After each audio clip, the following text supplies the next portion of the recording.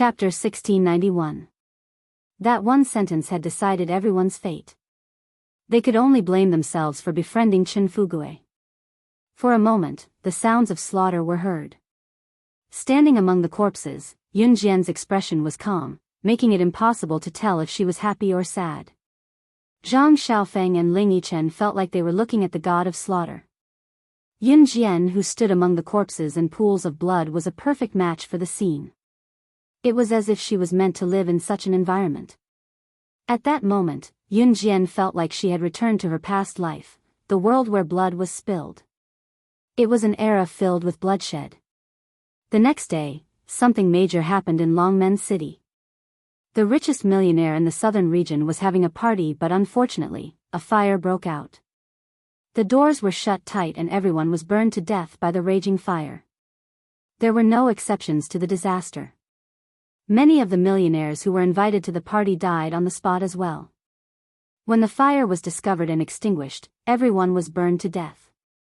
Some were not even left with their bones. When the news was released, not only Longmen City, but the entire Zhe province and even the entire country Z was shocked. It sounded like a massacre, but there was no evidence at the scene. In the end, the police concluded that it was an accident and closed the case without further investigation. Chen Sini was unconscious for 3 days. When she woke up, she could not move her head as it was supported by a skeleton. Pain. It was excruciating pain. Chen Sini was in agony the entire night after she woke up. There were a few times when she wanted to commit suicide, but after hearing from Zhang Xiaofeng and Ling Yichen that it was Yun Jian who saved her life, she fainted a few times from the pain but managed to hang on. Every time she could not take it anymore, Zhang Xiaofeng would go to Chen Sini and tell her that Chen Yaqing was dead and that God had punished her by making her die. They did not mention a word about what happened that day. And the culprit of this incident, Zhang Qingjun, was paralyzed because he was not sent to the hospital in time.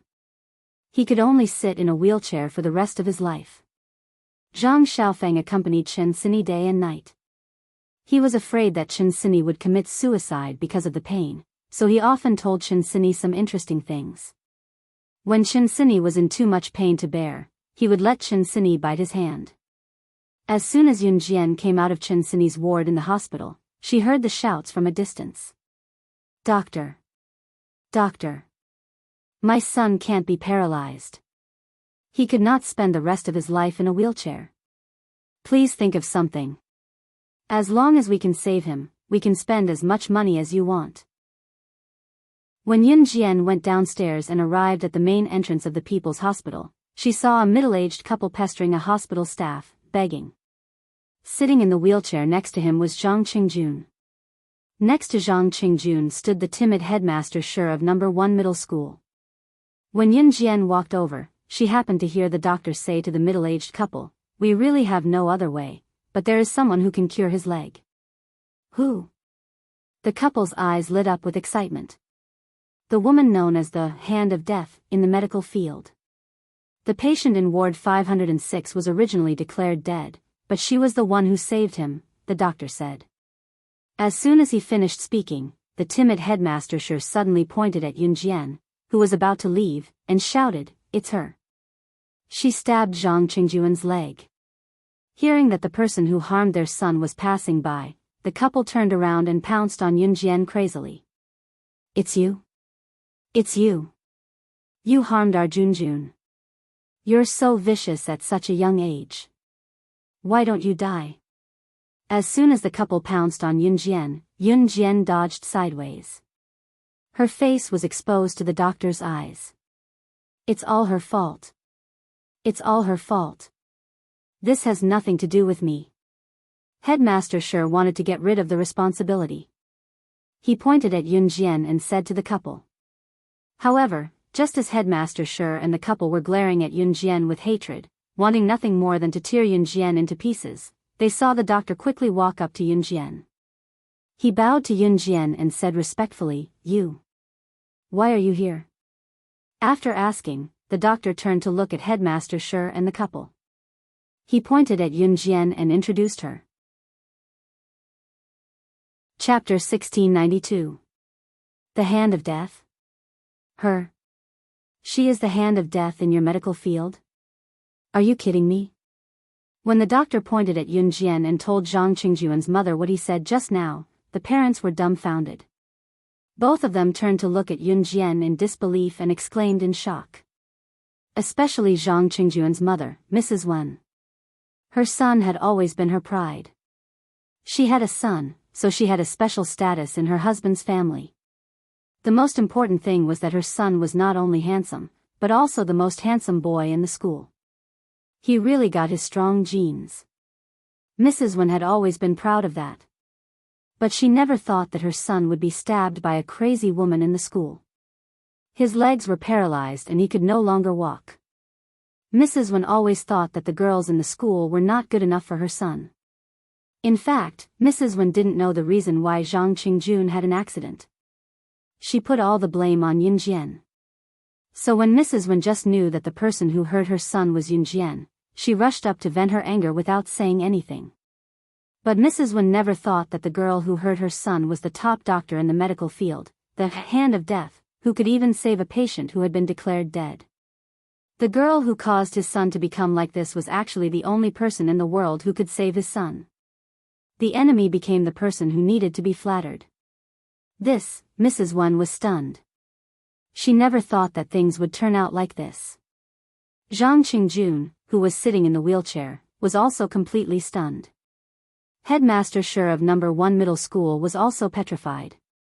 As a doctor, I also have the professional ethics of a doctor. I never joke about this kind of thing. At that time, the heart and brain of the patient in Ward 506 had stopped working in the emergency room. Originally, he was completely dead. But as soon as she took action, the person strangely came back to life. I've seen it with my own eyes. Other than the hand of death, in our medical field, no one else can do it. The doctor was very unhappy after hearing Mrs. Wen's words. In addition, he wanted to show off in front of Yun Jian, so he said to Mrs. Wen in a very impatient tone. Since the doctor dared to say so, how could it be fake? No matter how much they didn't believe it, they had no choice but to believe it. You really are the hand of death. It's impressive that you're so capable at such a young age, but don't blame me for not reminding you. You've provoked someone you shouldn't have. Zhang Qingjuan's father was much calmer than Yun Jian. At this moment, Zhang Qingjuan's father, Zhang Di, was looking at Yun Jian with a serious expression. After that, Zhang Di's expression calmed down a little. He stared at Yun Jian and directly stated his purpose. My son is sitting in a wheelchair because of you. As long as you find a way to cure him, I won't pursue your responsibility. Otherwise, based on this alone, I want you to spend the rest of your life in prison. Zhang Di didn't think that there was anyone behind Yun Jian. With Zhang Di's influence, destroying a girl was a piece of cake. The most important thing now was to cure his son's leg. As for whether he would really let Yun Jian go, it was hard to say. I won't cure him. Under Zhang Di's threat, Yun Jian said almost without hesitation. As for what you said, whether I'll spend the rest of my life in prison. Yun Jian had already walked up to Zhang Di and the other two. She glanced sideways at Zhang Di and the other two. Her red lips curved slightly, and she said to them in a voice that only Zhang Di and the other two could hear, Do you know about the strange fire that happened in the villa on Jifang Road 2 days ago? If you want to disappear from this world forever like them, then you're welcome to do it to me. After a pause, Yun Jian's expression suddenly turned cold. The moment Zhang Di and the other two's faces suddenly became frightened, she said sinisterly. Chapter 1693. Yun Jian's words were cold, making Zhang Di and the other two feel as if they were in a world of ice and snow, frozen by thick ice. Zhang Qingjun, Zhang Di, and Mrs. Wen all shivered unconsciously. When they carefully recalled what Yun Jian said just now, Zhang Qingjuan's eyes widened abruptly as his pupils constricted. Glaring at Yun Jian, he nearly shouted with his mouth agape. In the end, afraid of Yun Jian, he lowered his voice and said fearfully, There was a fire in Chen Yaqing's house, and all the guests, including the host, died in the fire. Was it you? Could it be that you did it? But Zhang Qingjun didn't dare to shout out the last sentence. It was because he saw Yun Jian's right hand poking out of her pants pocket. Between the fingers of her right hand was a butterfly knife that had yet to be unsheathed. The gleam of the butterfly knife flashed briefly. Seeing this, Zhang Qingjun swallowed a mouthful of saliva. The fire in the villa on Jifang Road shocked the whole Zhe province and even the whole Z country. Chen Fugui was the richest man in the southern region and had a certain influence in the whole Z country. That fire took the lives of Chen Fugui's family without warning, including all the rich people who went to Chen Fugui's house to attend the party. It was sudden, but now that Yun Jian had mentioned it, she was shocked. In addition, Chen Yaqing was the culprit who almost killed Chen Sini. On the day of the fire, Yun Jian went to school to find him. Putting the two together, Yun Jian, Zhang Qingjun, who suddenly realized this, looked at Yun Jian in horror. Chen Fugui was the richest man in the southern region. Yun Jian was too scary. She could even kill the richest man in the southern region without leaving a trace. Just what kind of power was behind her? Zhang Qingjuan's eyes widened in horror. Mrs. Wen and Zhang Di immediately felt that something was wrong. Mrs. Wen and Zhang Di didn't know how their son Zhang Qingjun provoked Yun Jian, but they were not stupid. Naturally, they understood the meaning of Yun Jian's words. Moreover, Zhang Qingjun was only halfway through his sentence. The richest man in the southern region, Chen Fugui's family, was quietly exterminated. Was this done by Yun Jian? Zhang Di and Mrs. Wen's faces darkened at the same time. Who was Chen Fugui? Even on the international stage, Chen Fugui was still a big shot. Although Zhang Di's family background was illustrious, compared to Chen Fugui's family background, it was not even worth a blade of grass. Yun Jian could annihilate Chen Fugui's family without a sound. How could the Zhang clan afford to offend him? At this moment, Zhang Di and Madame Wen couldn't help but tremble in their hearts. How did their family's Jun provoke such a terrifying woman? No, it was a girl. She wasn't even human. Even if the girl named Shen Sini accidentally pushed her down the stairs, her head hit the ground and she died. She didn't need to silence Chen Yaqing's family. But she really killed Chen Yaqing's family. He had really managed to wipe out an entire sect without a sound. Junjun, we don't want to treat you anymore. Mom will take care of you forever. Mom will protect you. Let's go. Let's go. Mrs. Wen's face turned green with fear. How could she dare to stay here? If she stayed any longer, she would lose her life. Mrs. Wen hurried over to push Zhang Qingjuan's wheelchair. She reached out and pulled her husband Zhang Di's clothes. They hurried out of the hospital gate. Before they walked out of the hospital gate, they heard a sharp female voice behind them. The three of them were scared and their faces changed again. Did I say you could go? As soon as she finished speaking, Yun Jian had already flashed to the three of them. You. What do you want? Mrs. Wen's face was pale with fear. She stuttered and asked Yun Jian. Chapter 1694. Kowtow and apologize before leaving? Why? Zhang Qingjun naturally knew what Yun Jian meant, but Zhang Qingjuan's parents had no idea. Mrs. Wen didn't even know why Yun Jian did this to her precious son. In Mrs. Wen's and Zhang Di's eyes, their precious son did nothing wrong. It was Yun Jian's epilepsy that provoked Zhang Qingjun from the beginning. Maybe it was because their son was handsome and Yun Jian failed to pursue their son before. Then she went crazy and wanted to take revenge on him. Mrs. Wen and Zhang Di didn't know the situation, so Zhang Qingjun naturally didn't tell his parents how he used Chen Sini as a scapegoat to stop Chen Yaqing, the ugly girl who pursued him. However, he didn't expect that Chen Yaqing pushed Chen Sini directly down from the second floor during the quarrel. My son is already like this. What does he have to do with your friend? My son is an upright person. Why should he kowtow and apologize to your friend? Mrs. Wen was afraid of Yun Jian, but now they were at the gate of the hospital and there were many people around. Maybe it was a big hospital, so Mrs. Wen was very bold to reply to Yun Jian. You can ask your son whether he has anything to do with me or not. Today, I must apologize.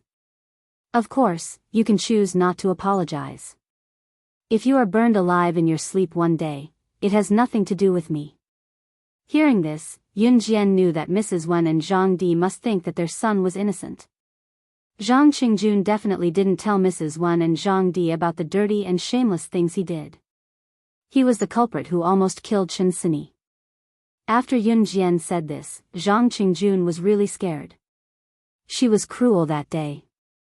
She mercilessly stabbed the knife into his thigh. The pain was still vivid in his mind.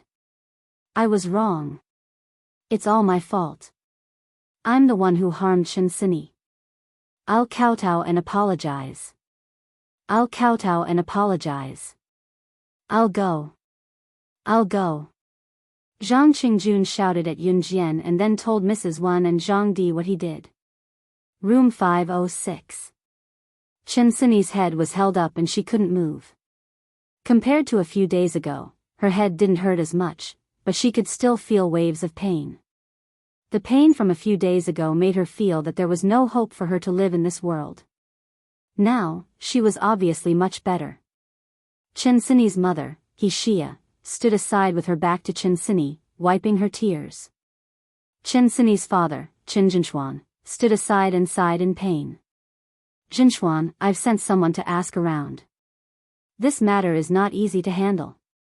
Zhang Qingjuan's father, Zhang Di, is a big shot. Even if we sue him, we won't get any benefits, one of Chen Jinchuan's friends said regretfully to Chen Jinchuan. As Chen Sini's father, Chen Jinchuan naturally didn't want to let the matter rest. Then what can I do? Am I supposed to just watch my daughter suffer like this for nothing? Chen Jinchuan stood at the door so that Chen Sini, who was in the ward, would not hear him. He suppressed his voice and said painfully. Was there really no way to deal with Zhang Qingjun, the culprit? Just as Chen Jinchuan and his friends were standing there and the atmosphere was at its lowest point, suddenly, a person was thrown in through the door. Everyone took a closer look. Wasn't this person Zhang Qingjun? Outside the door, Yun Jian threw Zhang Qingjun into the room and walked over. She stepped on Zhang Qingjuan's back in front of everyone and knocked Zhang Qingjuan's head hard in the direction of Chen Sini's bed. Then, Yun Jian turned around and shouted at the door, "You two, get in here and kowtow together." After that, Zhang Di and his wife, Mrs. Wen, who were still discussing how difficult it was to deal with, ran into the room trembling. They obediently knelt down in the direction of Chen Sini's bed. Chapter 1695. Everyone who saw this scene was petrified. Principal Shi, who was with Zhang Di and Mrs. Wen just now, sneaked away. Yun Jian didn't bother to care about him. After Principal Shi slipped away, Yun Jian directly pulled Zhang Qingjun and the other two into the ward. At this moment, seeing Zhang Qingjun, Zhang Di, and Mrs. Wen obediently listening to Yun Jian, they all knelt down and kowtowed to Chen Sini. Whether it was Chen Sini's father, Chen Jinchuan, or Chen Sini's mother, Xia, who was sobbing secretly at the side, blaming her daughter for what she had gone through. In the end, the culprit was still at large. Everyone, including Chen Sini's relatives who came to visit her in the hospital, saw this scene and couldn't help but be shocked. Of course, everyone present recognized Zhang Di. They had also seen Zhang Qingjuan's photo. Especially Chen Jinchuan. His daughter had suffered so much. If he didn't even know what the person who hurt his daughter looked like, how could he be a father? Therefore, the moment he saw Zhang Qingjun, Zhang Di, and Mrs. Wen being driven into the room by Yun Jian and kneeling down to apologize, Chen Jinchuan and his relatives and friends were all dumbfounded. Jinchuan, this is the middle-aged man, who had just said that Zhang Qingjuan's father was a big shot and difficult to deal with, saw this scene and came back to his senses after a long time. He had asked someone to ask whether Zhang Qingjuan's case could be solved. However, the news he got was that Zhang Qingjuan's father, Zhang Di, was very powerful. This was not easy to deal with. This also meant that even if Chen Sini couldn't be cured and died, it would be good for Chen Yaqing and Zhang Qingjun. Chen Jinchuan was not strong enough to deal with them at all. To be honest, if he was not strong enough and his family members were killed by others, nothing would happen to them at all. His family members died in vain. That was why the middle-aged man was so surprised. Who on earth was Yunjian? How could she make Zhang Di and Zhang Qingjun, who even he and Qin Jinchuan couldn't handle, obediently kowtow and apologize to Qin Sini? How capable was this little girl? How could she make such a big shot like Zhang Di and his son take the initiative to apologize to Qin Sini? Naturally, Qin Jinchuan didn't know the reason. He stared blankly at the scene in front of him. It wasn't hard to guess that Yun Jian must be capable. That was why Zhang Di and Zhang Qingjun came to apologize. However, before anyone could react, Yun Jian brought Zhang Di and Zhang Qingjun here to kowtow and apologize to Qin Sini. On the other side, Yun Jian stomped on Zhang Di's head, slamming it to the ground. Is that all you've got? I want you to kowtow and apologize, not wipe the floor and apologize. Yun Jian's chilling words rang in everyone's ears, eliciting a wave of fear in them. The fact that Zhang Di came to apologize to Qin Sini was shocking enough. It was something that no one had expected. But this little girl? She dared to step on Zhang Di's head and ask him to apologize to Qin Sini. Yes, yes, yes. I'm sorry, it's my son's fault. It's all my son Zhang Qingjuan's fault. I apologize to you here. I apologize to you. We won't dare to do it again. Zhang Di was afraid of Yun Jian. With Yun Jian stepping on his head, he kowtowed and apologized to Qin Sini. In the end, his forehead was almost bleeding. Yun Jian stepped on Zhang Di's head. Seeing that Zhang Qingjun didn't kowtow hard enough, she stepped on Zhang Qingjuan's head again. Only the sound of kowtowing could be heard. That sound alone was enough to make people's hair stand on end, not to mention those who experienced it themselves. It was only when the trio's heads were bleeding from the kowtowing that Yun Jian released her foot and took a step back. Everyone saw a handsome man coming in from outside the gate. The handsome man stood there, hugged Yun Jian's waist from behind, and whispered softly in her ear that everyone present could hear. Chapter 1696. Yun Jian's heart calmed down when she sensed the familiar aura. It's them. Yun Jian's back was pressed against Si Yi's chest. Her beautiful and slender fingers pointed at the three men kneeling in front of Qin Sini. Perhaps because Si Yi was here, her tense heart gradually relaxed. She even spoke in a coquettish tone. Of course, Si Yi was the only one who thought so. Yun Jian was already used to Si Yi coming to find her at any time. She leaned against Si Yi's sturdy chest and looked at the three men. If the people standing around hadn't seen Yun Jian's cruel methods against the three men, they would probably have thought that Yun Jian was the one being bullied. However, Yun Jian would only show this kind of attitude in front of Si Yi. Si Yi wrapped his arms around Yun Jian's slender waist. He felt Yun Jian's soft body and couldn't help but lean in close to Yun Jian's ear. He didn't hold back in front of everyone. Then I'll kill them, okay? Si Yi put his lips next to Yun Jian's ear as if he was coaxing a child.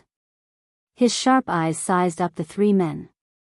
This handsome man who angered both men and gods actually kept saying the word kill.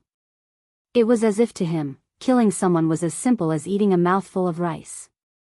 At this moment, not only did the three men kneeling on the ground kowtow even harder, they cried out, "Don't kill me, I'll kowtow, I'll kowtow." Even Qin Sini's relatives were so frightened that their faces changed. From the moment Si Yi appeared, he gave everyone the feeling that, as long as Yun Jian was happy, even if she asked him to pluck the stars from the sky, he wouldn't complain at all. It was unbelievably indulgent. Every word he uttered was unimaginably indulgent. There was actually a man who pampered his woman so much in this world. Jian Jian, thank you. If it weren't for you, I'd be in hell now. You've been running around a lot for me these few days, get rid of them. I don't want to see these scum and trash of society anymore. Qin Sini spoke all of a sudden at this moment. Qin Sini couldn't move her head, so her voice came from the bed. Qin Sini was very touched, but she also felt a little guilty. Yun Jian had saved her life, and now Yun Jian had to run around to avenge her. That was why he told Zhang Qingjun and the others to scram so that he would not have to trouble Jian Jian. I'm so lucky to have a friend like you. If anything happens to you in the future, even if you want me to go to hell, I'll go for you. Chen Sini muttered a few words in her heart. There was no need to talk about repaying favors all the time. Those who truly repaid favors usually did so when they no longer needed you. Get lost.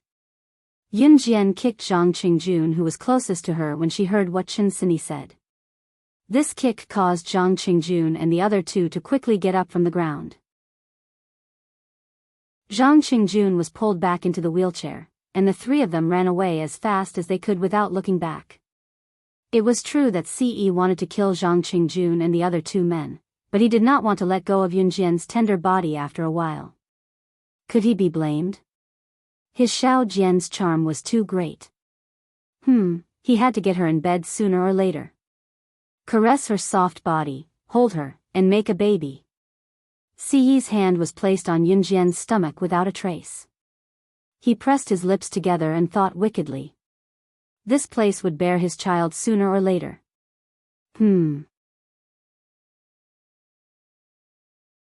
Chapter 1697. Yun Jian did not know that Ce, who was hugging her, had her hand on her tummy and was still thinking about such naughty things. She left with Ce after exchanging a few words with Chen Sini. Chen Sini still needed to rest. When she left, Yun Jian bumped into Zhang Xiaofeng outside the People's Hospital. Master, you're here to see Sini? Why are you leaving so soon? Zhang Xiaofeng asked Yun Jian as he carried Chen Sini's favorite peach that he had just bought from a faraway place. We'll be leaving first. We still have to pick up my younger siblings from school, Yun Jian replied with a nod at Zhang Xiaofeng with pursed lips. Yun Jian had to pick up Xiao Yunju, Duanli, and Duanya from elementary school because Qin Yiru was working overtime today. Yun Jian did not go to the military academy because Chen Sini had taken leave for the past 2 days. She stayed at home to help Qin Yiru fetch Xiao Yunju and the other two from school. Yun Jian did not go to school these 2 days because Chen Sini was not in a good condition initially. If she went to school, Chen Sini's condition would worsen and she would be done for. Therefore, Yun Jian stayed in Longmen City instead of going to school. She could rush here immediately if there were any changes in Chen Sini's condition. Since Qin Yiru was working overtime today and Ce was back, Yun Jian and Ce went to the elementary school to pick up Xiao Yunju and the other two from school. Xiao Yunju's school did not allow parents to enter as they were afraid that criminals would raid the school. There were only children in the school. It would be bad if something happened to them. Therefore, parents were standing at the school gate to pick up their children. They were surrounded by parents. Yun Jian and Ce attracted a lot of attention because of their outstanding looks. Yun Jian was not short. She was already 1.65 meters tall. Ce's height of 1.85 meters was impressive. The two of them stood out in the crowd. However, what was even more eye-catching was that Ce was holding Yun Jian's small hand with one hand, while his other hand was lazily stuffed into his trouser pocket. His handsome face coupled with his figure was enough to make young girls, and even middle-aged women, scream. It was simply too conspicuous. Xiao Yunju and the other two ran out of the school and threw themselves in front of Yun Jian and Ce. Ce held Xiao Yunju's hand while Yun Jian held Duanli and Duanya's hands. The 5 of them left the crowd like a family. Ce and Yun Jian could still hear the murmurs of the crowd. Look, don't tell me those 3 children belong to that couple? Are you serious? That couple looks very young to me. That guy is so handsome. Some people just look so young. They might even be in their 20s or 30s. I think that girl is also very pretty. Walking together with that guy, they are really a match made in heaven. And look, look! They were holding the 3 children's hands as if they were their own. Ah! I'm about to be brainwashed by this scene. The group of female parents who were standing at the same spot were discussing fervently. However, they did not know that their words were all heard by Yun Jian and Ce. Yun Jian blushed, while Ce's handsome lips curved upwards. He enjoyed this feeling very much. Sister. Sister. Brother Ce. When can you give birth to a little Ce for me to play with? Mama Qin said that babies need a year to be born.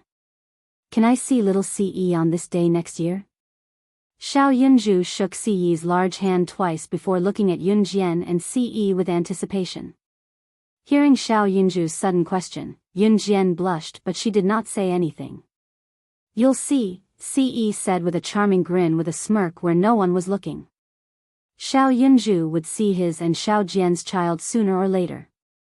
It would not be a little Ce but a bunch of little Ce's.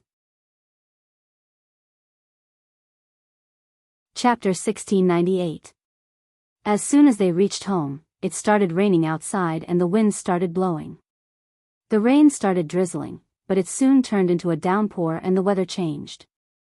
At this moment, Yun Jian and Ce brought Xiao Yunju, Duan Ling Tian, and Duan Ling Tian into the house. As soon as they entered, Xiao Yunju, Duan Li, and Duanya ran to turn on the TV to watch the popular cartoon, Doraemon. If Qin Yiru was at home, she would have asked the three of them to finish their homework before playing. However, Xiao Yunju, Duan Li, and Duanya took advantage of the fact that their mother was not at home to watch the cartoon on TV. From time to time, they would laugh out loud at the characters in the cartoon. When Yun Jian saw that Xiao Yunju, Duan Ling Tian, and Duan Ling Tian were having so much fun, her red lips curled into a beautiful smile. She instructed Ce to look after Xiao Yunju and Duan Ling Tian before returning to her room. Ce was very obedient and did not follow her. He sat beside the sofa where Xiao Yunju, Duan Ling Tian, and Duan Ling Tian were sitting. He placed his bony hands behind his head and closed his eyes lazily. His handsome face was so perfect that if there were anyone present, they would be amazed that such a handsome man existed in this world. Yun Jian went back to her room to take a shower and change into a clean set of clothes. She went downstairs in less than 10 minutes. She even answered a call on the way. When she saw that Xiao Yunju, Duan Ling Tian, and Duan Ling Tian were still obediently watching the cartoon, Yun Jian nodded to Ce. My mom just called me and asked me to bring her an umbrella. It's raining so heavily and she forgot to bring an umbrella. You stay at home and look after Xiao Zhu and Duan Ling Tian. Don't let them run around. To Ce, these words sounded like the instructions of a wife to her husband. His handsome lips curved as he silently agreed. Then, Yun Jian walked to the front door, took 2 umbrellas from the umbrella rack, and walked out. Xiao Yunju and the other 2 naturally needed someone to accompany them at home. Yun Jian didn't want Ce to go with her. He asked him to stay at home and watch over Xiao Yunju and the other 2. The wind and rain outside were even heavier. The rain was like basins of water pouring down from the sky.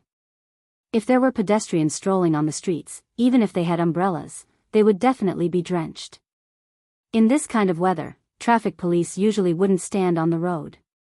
Therefore, Yun Jian drove her newly repaired LaFerrari supercar to the flower shop to pick up Qin Yiru from work. Yun Jian's LaFerrari supercar was sent back to Ferrari's headquarters for repair after it was wrecked the last time. Yun Jian stepped on the gas pedal amidst the heavy rain and howling wind. The car moved forward slowly, followed by a loud roar around them. Along with the fiery red supercar, it disappeared into the air. In the flower shop. The employees in the shop had already gotten off work. However, many of the employees who didn't bring umbrellas were standing at the front door, waiting for their relatives and friends to pick them up. The employees in the shop had changed. Many of Qin Yiru's employees had left. Most of the employees in the shop were middle-aged women who were around the same age as Qin Yiru. After all, they had a child mentality. At this moment, Qin Yiru was standing at the front door. A middle-aged woman asked Qin Yiru confidently, Qin Yiru, does anyone send you? My daughter is coming to pick me up. Qin Yiru smiled at the middle-aged woman. This middle-aged woman was called Hu Yan. She was usually a very proud person. She was the most proud of her son. Now that she was talking to Qin Yiru, she couldn't help but show off that her son could afford a car. Is that so? Your daughter is sending you an umbrella? That's quite tiring. My son drove a Volkswagen. I told him not to come, but he still insisted on coming to pick me up. Hey. He's filial. I'm so lucky. Chapter 1699. After Hu Yan bragged in front of Qin Yiru, she did not forget to ask Qin Yiru if she wanted her son to give her a ride. There were only a handful of people who could afford a car in this era. In 1999, cars were only afforded to those who were symbolically rich in the country.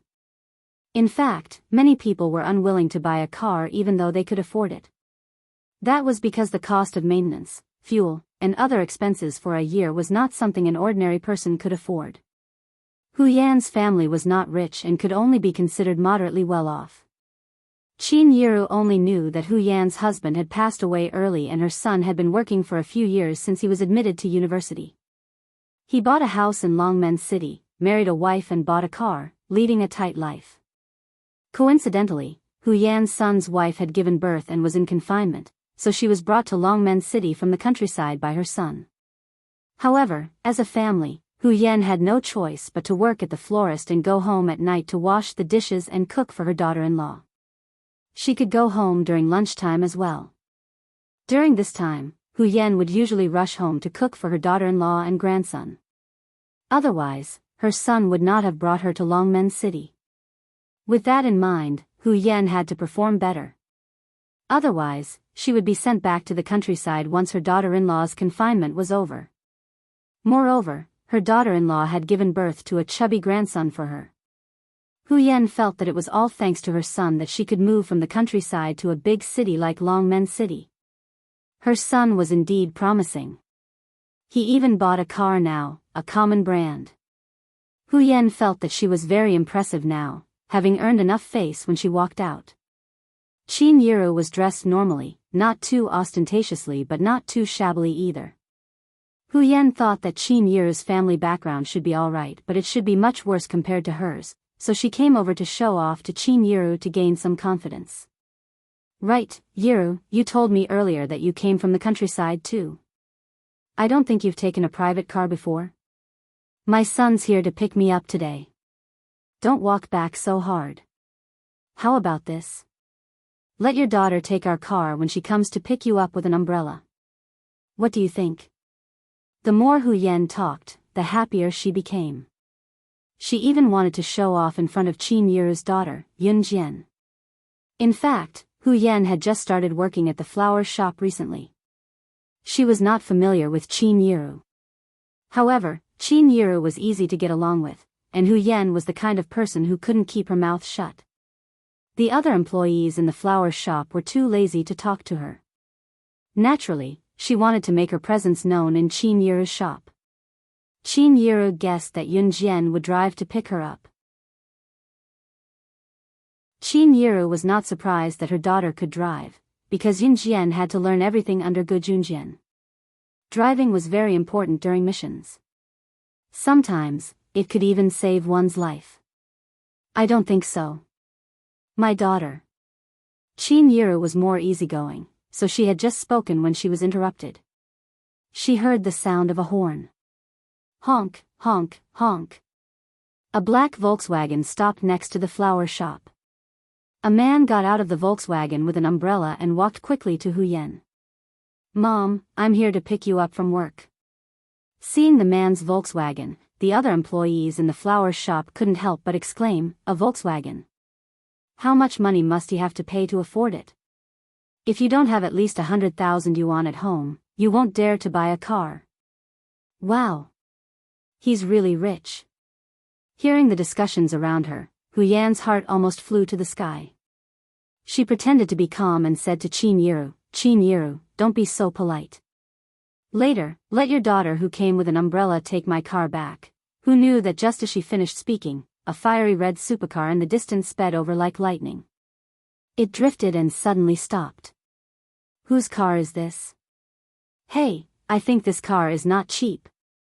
I've never seen such a beautiful car. The people around her immediately exclaimed.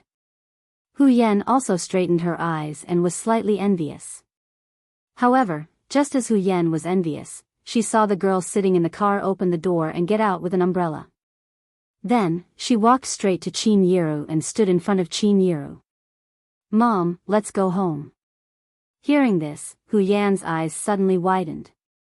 Qin Yiru's family has a car. Moreover, it's a car with only 2 seats and an unknown brand. Just as she thought of this, everyone present heard Hu Yan's son suddenly change his expression.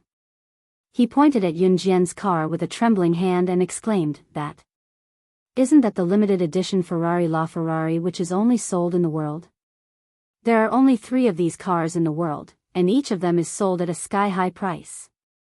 It's already out of production. If you want to buy such a supercar, and a limited edition one at that, you can't even talk about it without 10 million yuan. Chapter 1700. 10 million. This car needs 10 million to buy. Everyone present only heard the number in his words, and immediately, everyone's faces changed greatly from fright. Hu Yan, in particular, who had been particularly smug in front of Qin Yiru just now, had her mouth agape and exclaimed after her son spoke. Mom, 10 million is not enough to buy this car. I mean, if you don't have 10 million, don't even think about talking about this car. This is the world's flagship, limited edition supercar. A supercar that even rich people can't buy.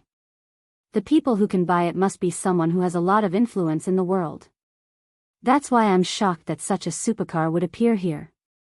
Hu Yan's son interrupted Hu Yan after she finished speaking. It was obvious that Hu Yan's son had done some research on limited edition supercars. Hu Yan was originally showing off in front of Qin Yiru, but she never expected that the person who broke her bragging rights was her son. At that moment, Hu Yan's face was extremely dark. What she said to Qin Yiru just now was a joke. I wanted to tell you that my daughter should be driving here to pick me up. Qin Yiru looked at Hu Yan and smiled awkwardly. She didn't mean to embarrass Hu Yan, but Hu Yan didn't give her a chance to explain. After Hu Yan heard Qin Yiru's words, her face became even darker. This car is so beautiful. It cost more than 10 million, how can it not be beautiful? This car belongs to Qin Yiru's daughter, right? My God, her daughter is so young, but she can afford such an expensive car. It's a blessing to have a daughter.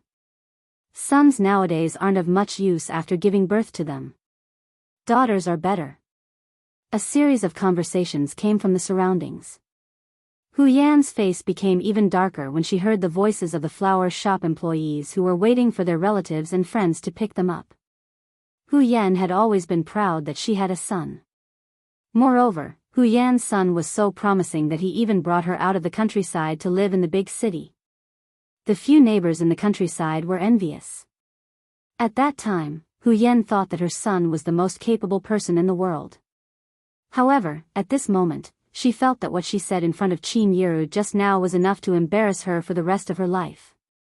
The Volkswagen that his son had bought had only cost about 50 to 60,000 yuan. However, Qin Yiru's daughter's car, thinking of this, Hu Yan felt that something was wrong. Qin Yiru's daughter was so young, how could she afford such an expensive sports car? Looking at Yun Jian's appearance, she was so beautiful that people couldn't take their eyes off her. She suddenly had a feeling of realization. Hu Yan then looked up at Qin Yiru and spoke bluntly in front of the crowd, "You're right. Qin Yiru, how much did your daughter spend on this car? She bought such an expensive car. Why are you still working at our flower shop? Don't tell me that this car was given to her by her man." On the surface, Hu Yan was saying that Yun Jian's car was given to her by her man. However, as long as one was not stupid, they could tell that she was lying. Did Yun Jian become someone's mistress or mistress? Did she get this car by being a mistress? After hearing Hu Yan's words, Qin Yiru naturally couldn't hold back her anger. She could tolerate it if others talked bad about her, but she couldn't tolerate it if they talked bad about her daughter, Yun Jian. There was no reason. This was probably the so-called motherly love. Qin Yiru was about to retort, but Yun Jian pulled Qin Yiru's sleeve and stopped Qin Yiru from speaking. When others saw Yun Jian pulling Qin Yiru, they really thought that Yun Jian got the car by being a mistress and that her man gave it to her. Hu Yan looked at Yun Jian with contempt again. However, just when everyone was looking down on Yun Jian's voice rang out. Her voice reached everyone's ears. Chapter 1701. Yun Jian's words made it clear that she had bought the car with her own money as well as another point. She had 40 to 50 sports cars at home that cost the same as the Ferrari LaFerrari. 40 to 50 cars? What kind of concept was that? Based on 1999's price and income ratio, a normal person might not even earn 1 million in a lifetime. What about Yun Jian? This Ferrari LaFerrari is worth 50 million renminbi. 50 million was a sky-high price. It was only the price of a car. That was not all. Yun Jian said that she had 40 to 50 sports cars like this at home. If a car cost 50 million, then 40 to 50 cars, just to buy a car, wouldn't the price be more than 2 billion? 2 billion. This could not be described as an astronomical figure. For a moment, everyone present was completely shocked by Yun Jian's words. Even the richest man in the country in this era would only have a few billion or tens of billions, right? Who would give their lover or mistress so much money? What kind of joke was this? Hence, Hu Yan's disdain for Yun Jian was self-evident. Mom, let's go home. Yun Jian did not bother to continue talking to Hu Yan. She walked over and pulled Qin Yiru to the entrance of the flower shop. She opened her umbrella and was about to leave. Hey! Yiru. Just now, my mouth was cheap. You know me, right? I'm not a bad person. It's just that my mouth is especially cheap. Just now, I even let my son send you off. Today, can you let your daughter send me off? Hu Yan called out to Qin Yiru. Her expression changed very quickly. She went from calling Qin Yiru by her real name to calling her Yiru. Her expression changed too quickly. Of course, Hu Yan thought that if Yun Jian was willing to give her a ride, she would be so proud of herself. When she went out in the future, she would probably brag that she had ridden in an extinct sports car like the Ferrari LaFerrari. Just when Hu Yan thought that Qin Yiru was easy to bully and would definitely let her daughter give her a ride in her family sports car. However, Yun Jian didn't give Hu Yan a chance to catch her breath. She directly interrupted Hu Yan. My car can only seat 2 people. The passenger seat will only carry my mother, not any dogs. Yun Jian actually compared Hu Yan to a canine? In other words, wouldn't he be like a dog? You.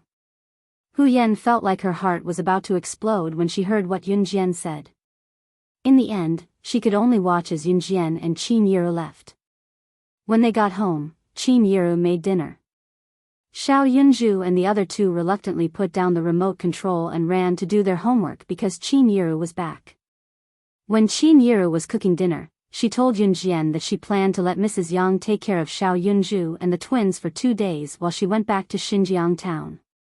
According to Zhang Meihua, Qin Fangfang's condition was better, but the neighbors were still gossiping. This made Qin Fangfang, who had just gotten over the pain of her husband's affair, upset again. Therefore, she asked Qin Yiru to go back. Since it was not winter yet, the bus from Longmen City back to Xinjiang town was at 6 o'clock at the latest. Qin Yiru would probably go back today. It was raining outside, but the downpour had already subsided. Mom, I'll go with you, Yun Jian suddenly spoke up. Xiao Jian, what are you talking about? Just stay in Longmen City. Besides, AE's here. Qin Yiru persuaded Yun Jian with a look at Ce. I'll go wherever Xiao Jian wants to go. Ce's lips moved as he looked at Yun Jian affectionately. If Yun Jian wanted to go back to Xinjiang town with Qin Yiru, he would follow. Even if his Xiao Jian wanted to go to hell, as long as she wanted to go, he would go with her.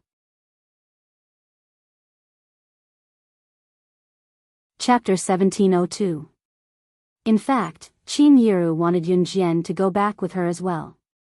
With Yun Jian around, Qin Yiru felt more confident. To Qin Yiru, Yun Jian was not only her daughter but also her hope in life. The closer it was to the Gaokao, the busier Yun Yi was. Now, Yun Yi was even studying in school during the weekend and rarely went home. Even when she was home, she was busy dating Qin Yu. Qin Yiru had not seen her son for a long time. Fortunately, her daughter was with her. Now that the son-in-law she had acknowledged was doting on her daughter, Qin Yiru was very satisfied with her current life. After dinner, Xiao Yunju and the other two girls were sent to Mrs. Yang's house. Mrs. Yang was very kind to Xiao Yunju and the girls, so Xiao Yunju and the others liked to visit her house. It was also because of this that Qin Yiru would ask Mrs. Yang to take care of the children for her whenever she needed help. After settling Xiao Yunju and the other two girls in Mrs. Yang's house, Qin Yiru, Yun Jian, and Ce boarded the bus to Xinjiang town. It was not Ce's first time taking the bus, but if it were not for Yun Jian, he would never take the stupid bus. Coincidentally, it was the last bus from Longmen City to Xinjiang town at 6:00. The bus was crowded, almost collapsing. Although they had a car at home, Yun Jian usually did not drive around. After all, she did not have a driver's license in country Z. Ce and Yun Jian's car usually had 2 seats, but Ce's Lamborghini had a back seat, but it was very cramped. Xiao Yunju and the other two girls could sit in the back seat of the Lamborghini, but Qin Yiru and Yun Jian could not even straighten their backs if they sat there. Therefore, he simply chose to take the bus. Coincidentally, all the seats on the last bus had been taken, so Yun Jian, Ce, and Qin Yiru were all standing and holding onto the handrail. Finally, someone got out of the car halfway and vacated a seat beside Ce. Without hesitation, Ce gave her seat to Qin Yiru.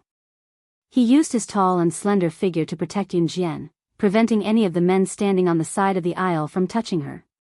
"Huh, young man, is this your girlfriend? Why are you protecting him so tightly?" A middle-aged man asked Ce as he grabbed the armrest.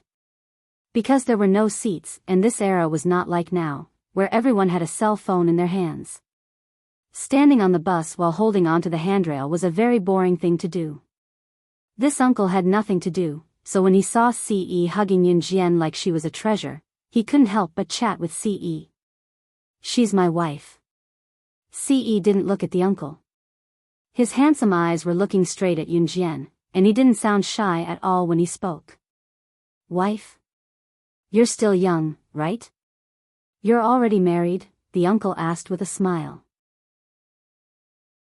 After being asked this question, Yun Jian had a bad premonition. As expected, when Ce took out his and Yun Jian's marriage certificate and showed it to the uncle, even the uncle was a little embarrassed.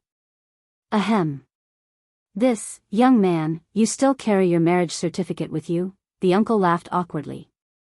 "Yes." Ce only responded softly. "You must love your girlfriend, your wife very much, right?" the uncle almost asked the wrong question, but he immediately reacted and corrected himself. "For her, I can give up everything." Ce reached out and rubbed Yun Jian's head as he spoke. "Including life," Ce added in his heart.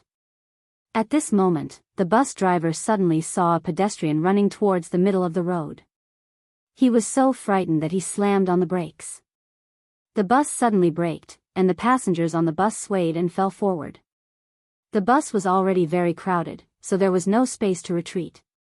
The surrounding people were all middle-aged men who smelled of sweat. Ce was a clean freak, so he didn't like to come into contact with these people. But when the bus driver slammed on the brakes, he didn't even hesitate to turn around and hug Yun Jian, causing the people who smelled of sweat to fall on him. When they fell on him, he didn't even cry out in pain. Instead, he looked straight at Yun Jian, constantly checking to see if Yun Jian was scratched or hurt. Chapter 1703.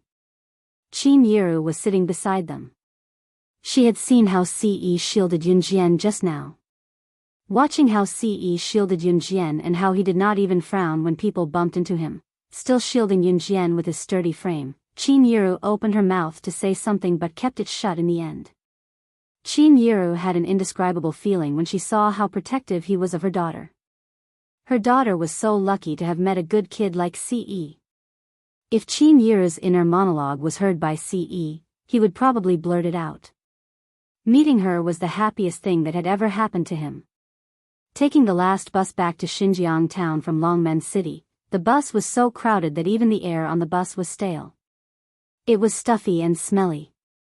Yunjian did not feel any bumps on the way because Ce stood behind her and held her in his arms, preventing anyone from touching her. Qin Yiru only saw Ce shielding her daughter but did not notice that when Ce shielded Yunjian, he bent his lean back and lowered his head slightly to press his thin lips to Yunjian's ear intimately. His large palms were even more stimulating. Ce and Yunjian were standing beside Qin Yiru as he wrapped his large palms around her waist and placed them in front of her abdomen. Yunjian's breasts were huge, especially when she was still in her growing phase. Even today, Yunjian could not hide her voluptuous breasts even if she wore a loose top. Ce's bracelets were placed slightly above Yunjian's flesh-free abdomen. He could even feel the bottom of her perky breasts. Qin Yiru did not notice that Ce had secretly taken a few bites of her daughter as her eyes were filled with relief. She was glad that her daughter had met someone who loved her as much as Ce. It was true that Ce doted on Yunjian and planned to dote on her to the core.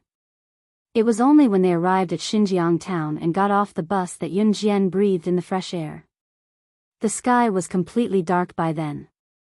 The uncle who spoke to Ce just now was from Xinjiang town as well. Before he left, he tiptoed with a grin to pat Ce's shoulder and gave Ce a thumbs up. Good lads who dote on their wives. The young lady has good taste to be with you at such a young age. With that, the uncle shook his head with a smile and walked further and further away. After the uncle left, his words made Yunjian's cheeks moisten slightly. Let's go. Qin Yiru led Yunjian and Ce back to Zhang Meihua's house. After dinner, regardless of whether it was a village or a town, people who did not need to go to work after a busy day would gather in front of a house and chat endlessly. When Qin Yiru brought Yunjian and Ce to Zhang Meihua's house, there was a group of old women sitting in front of her house. There were a few young ladies standing beside the group of old women who were very outstanding.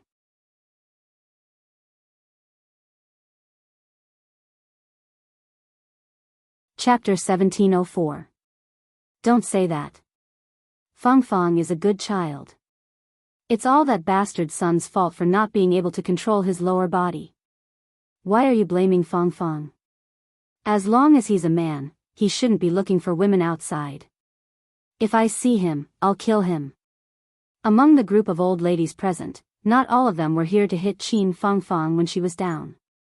One of them, Granny Xia, was sitting beside Qin Fang Fang. When she saw Qin Fang Fang close her eyes in pain, her heart tightened.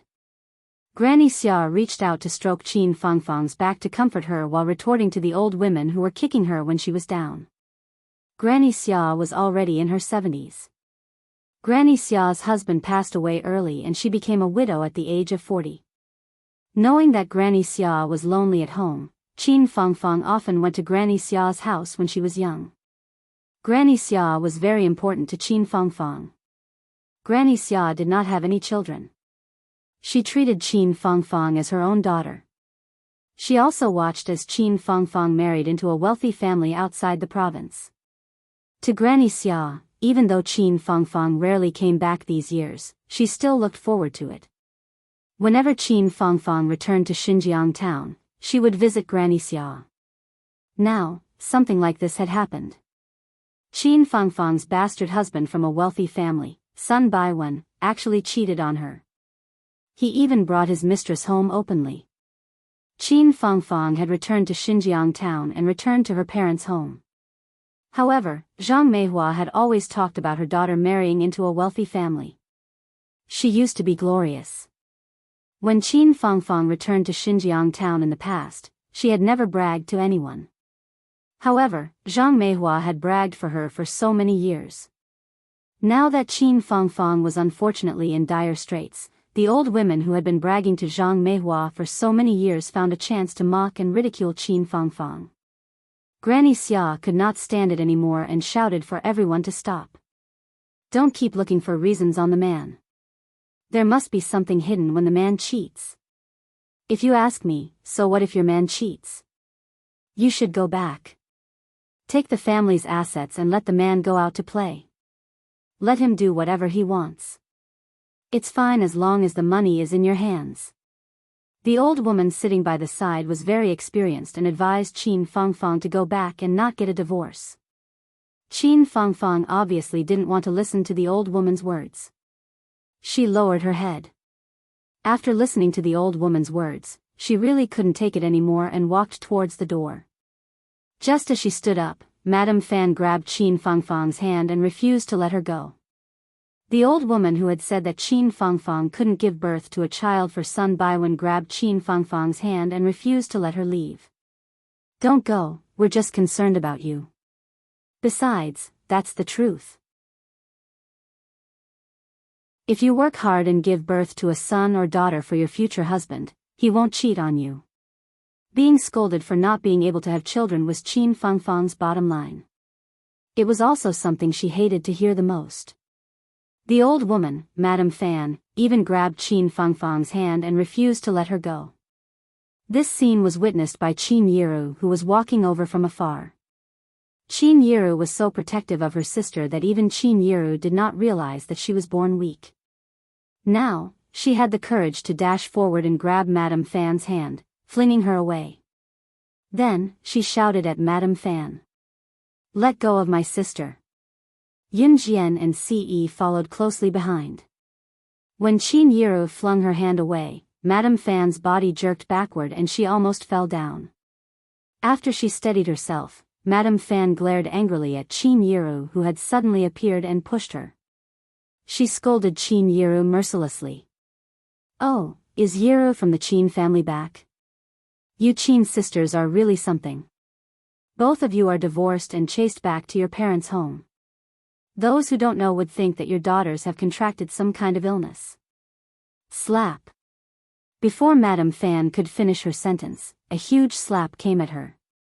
In the next second, Madame Fan felt dizzy and was flung a few meters away.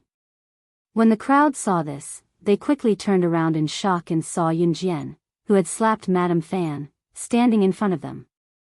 After Madame Fan was flung away, she strode forward and grabbed Madame Fan's collar, saying coldly.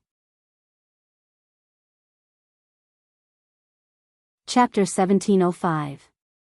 Yun Jian's slap was so powerful that it sent the person flying several meters away. This action shocked the old women and the young girls standing around. Are you Qin Yiru's daughter, Yun Jian? One of the old women recognized Yun Jian. She was stunned and then dumbfounded. Qin Yiru's daughter, Yun Jian, was New Cruise's director. This news had spread throughout Xinjiang town. Yun Jian's reputation was known by everyone in Xinjiang town. Moreover, when Qin Yiru remarried, Yun Jian had organized her wedding single-handedly.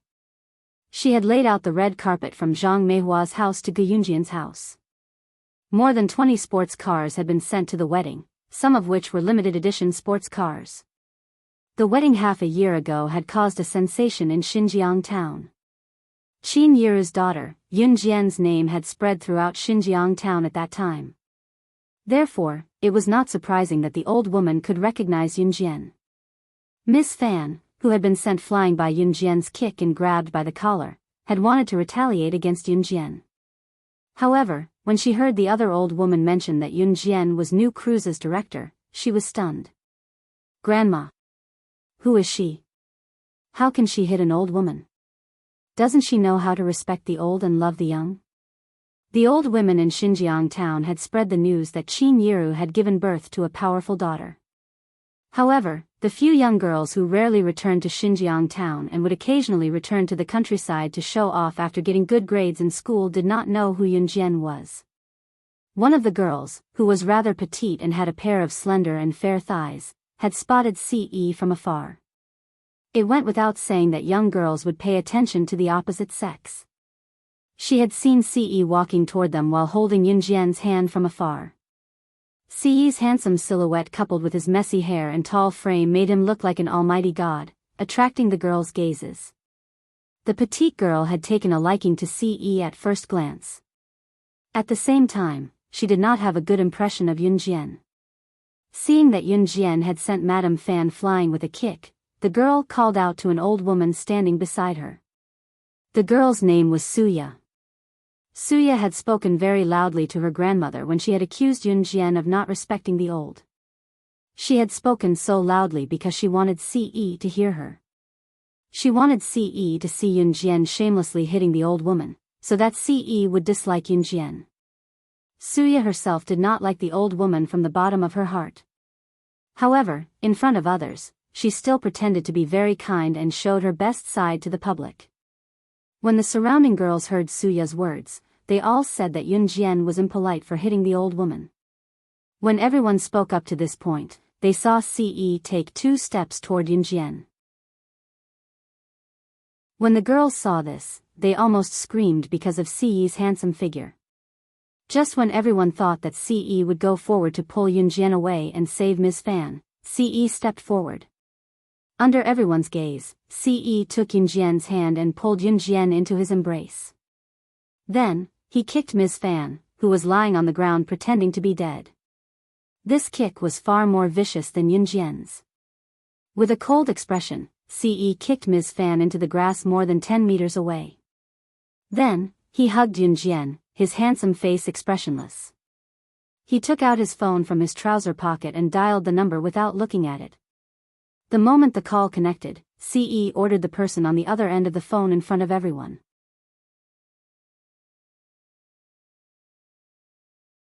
Chapter 1706. Remember, when he said he was going to annihilate Fan Shi, he was going to annihilate her entire family. Everyone's expression darkened when they heard Ce's words.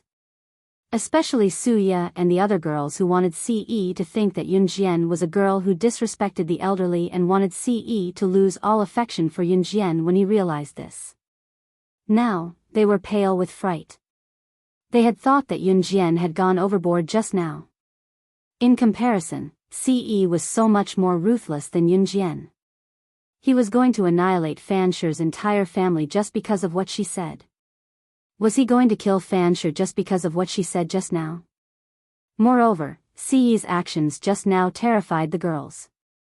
Could it be that he was from the underworld? Ce hung up without waiting for the person on the other end to reply and pulled Yunjian into his arms. Looking at Yunjian's face that he could not bear to let go of, Ce's chilling words spread to every corner of the venue, sending chills down everyone's spine. Everyone here, listen up. If I hear any of you bad-mouthing my mother-in-law in the future, I'll annihilate your entire family. Ce's gaze on Yunjian was gentle, but his words to the crowd were chilling like winter ice. Qin Yiru was Xiao Jian's mother, which meant that she was his mother as well.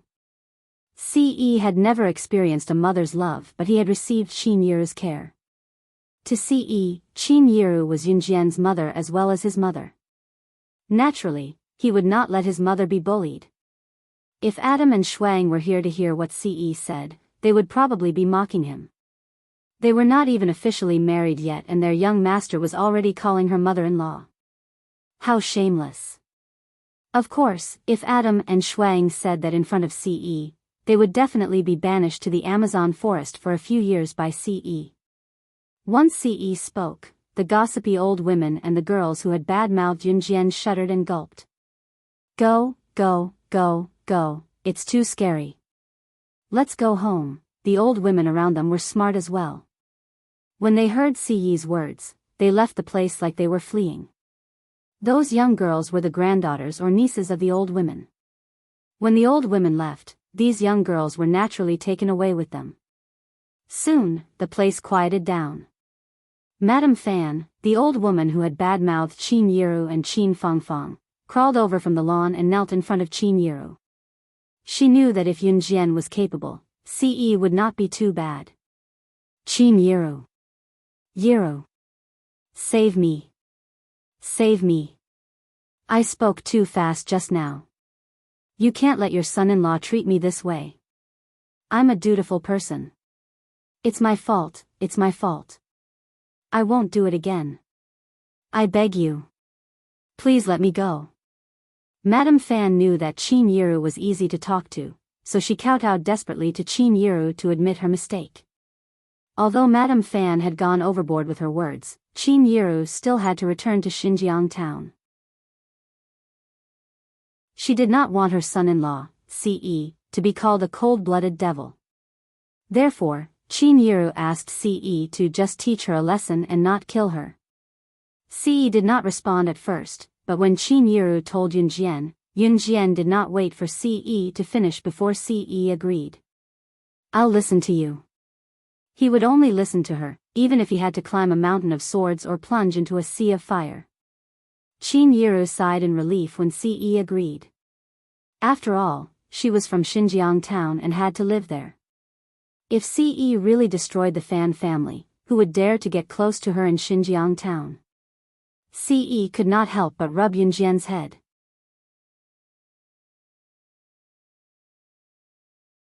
Chapter 1707. Although Madame Fan was not destroyed, in the next few days, she continued to receive news that her son's company went bankrupt, her daughter-in-law wanted a divorce, and her daughter's husband's family went bankrupt overnight. They could not even afford to live on the streets. Madame Fan suddenly thought of Ce when she heard the news and vomited blood. After this incident, the people of Xinjiang town spread the news that Qin Yiru had a son-in-law who doted on her daughter Yunjian to the extreme. Of course, everything that happened after the appeal was a story for later. After Madame Fan returned home, Qin Yiru led Ce and Yunjian into Zhang Meihua's house. After comforting Zhang Meihua, Qin Yiru went downstairs to help Zhang Meihua prepare dinner. Even though Zhang Meihua had done some terrible things to her in the past, she was still her mother. Sometimes, people were so helpless. Living in the present, if one was too weak, even one's own parents would look down on them. Some people would give up on themselves, while others would rush to the top to show that they were not ordinary people. Qin Yiru probably belonged to the former. Of course, she did not have the ability to become the latter.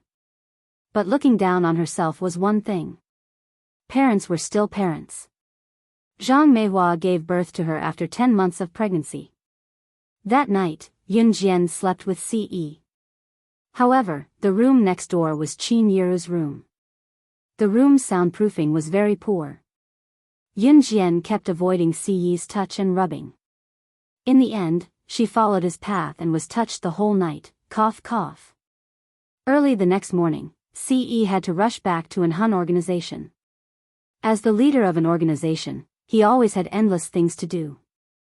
Yunjian naturally understood. I'll look for you in a few days. When Yunjian said to look for him, she meant to go to an Hun organization. Okay. Ce hugged Yunjian's soft body and bent down to kiss Yunjian's forehead and lips for a while. At this moment, Ce and Yunjian were standing at the staircase. After kissing for a while, Ce let go of Yunjian when he heard footsteps around them and left. Yunjian went back to Xinjiang Town High School in the afternoon. This was the first place she stayed after her rebirth. After taking a stroll around Xinjiang Town High School, the scenery around them had changed. When she got home, Qin Yiru made mung bean soup. Just as Yunjian picked up the mung bean soup and took a sip, there was a commotion at the entrance. Yunjian, you're inside, aren't you? Get out here. Yunjian's gaze flickered when she heard the insults, but she walked out anyway. A familiar figure appeared in front of her. It was Lin Mengyu. The moment she saw Lin Mengyu, even Yunjian was slightly surprised. She saw many people standing around Lin Mengyu. Yunjian had a good memory. She could tell that the people standing around Lin Mengyu were all Xinjiang Town High School students. They were her classmates. More than a year ago, the first person she met after her rebirth was, strictly speaking, Lin Mengyu and her little follower. At that time, Lin Mengyu pushed her head into the school's toilet. She had punished Lin Mengyu after that. Why was she here again? Yunjian, you used to be so arrogant just because you were capable. Humph. Let me tell you, I've been learning martial arts from an expert for the past year. I've already learned all of my master's ultimate skills. Today, I've called some of our former classmates here so that everyone can be witnesses. I, Lin Mengyu, will defeat you today. I'll wipe away all the humiliation. Today, I'll return all the humiliation you've brought to me. Lin Mengyu clenched her fists and gritted her teeth as she looked at Yun Jian's face that was even prettier than before. There were many onlookers. Qin Yiru had just gone to Xinjiang town's market to buy groceries. Lin Mengyu brought a large group of people over. When the neighbors heard the commotion, they all came over to see what was going on. You want to fight me? Yun Jian narrowed her eyes and looked coldly at Lin Mengyu. Lin Mengyu hated her to the core because of Yuan Yingjun. She did not expect her to be so unrepentant after so long. That's right. My master taught me all of his ultimate skills. I guarantee that you'll be looking for your teeth on the floor. Lin Mengyu glared hatefully at Yun Jian and yelled. Yun Jian smirked and stood in front of Lin Mengyu fearlessly, declaring arrogantly, "You're right." Chapter 1708. What Yun Jian said was not a secret. At least, it had spread throughout the Min City Military Academy. She was not afraid of Qin Yiru finding out. Moreover, Qin Yiru was not at home now as she had gone to the market to buy groceries. The neighbors had also gathered here because of Lin Mengyu's arrival with a large group of people. They were surrounded by people. When Yun Jian had just been reborn, Lin Mengyu's ribs had been broken by Yun Jian. After being bedridden for a few months, she had met Yun Jian again and wanted to get rid of Yun Jian. However, in the end, she could not even lay a finger on Yun Jian. Lin Mengyu was the daughter of Xinjiang town's principal. In a small place like Xinjiang town, Lin Mengyu was considered a spoiled child compared to her peers. As the daughter of Xinjiang town's principal, when had she ever been bullied? The first time in her life that she had been humiliated was at the hands of Yun Jian. She would remember this grudge for the rest of her life. Just as Lin Mengyu was looking at Yun Jian with confidence, she and the people around them heard Yun Jian's words.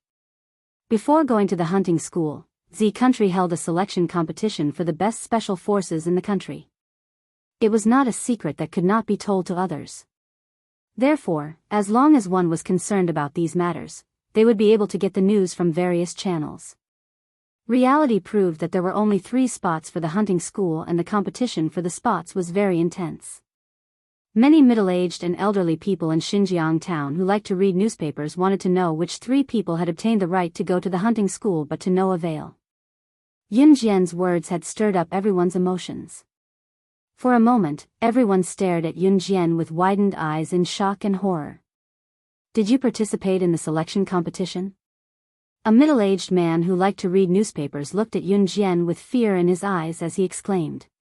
Some of Yun Jian's classmates who had been called over by Lin Mengyu when they were in Xinjiang town school heard the conversation between Yun Jian and the middle-aged man. They all looked at Yun Jian in shock. So what? However, before Yun Jian could answer, Lin Mengyu suddenly interrupted everyone. She pointed her finger at Yun Jian and stared at Yun Jian fiercely. She looked like she wanted to tear Yun Jian into pieces.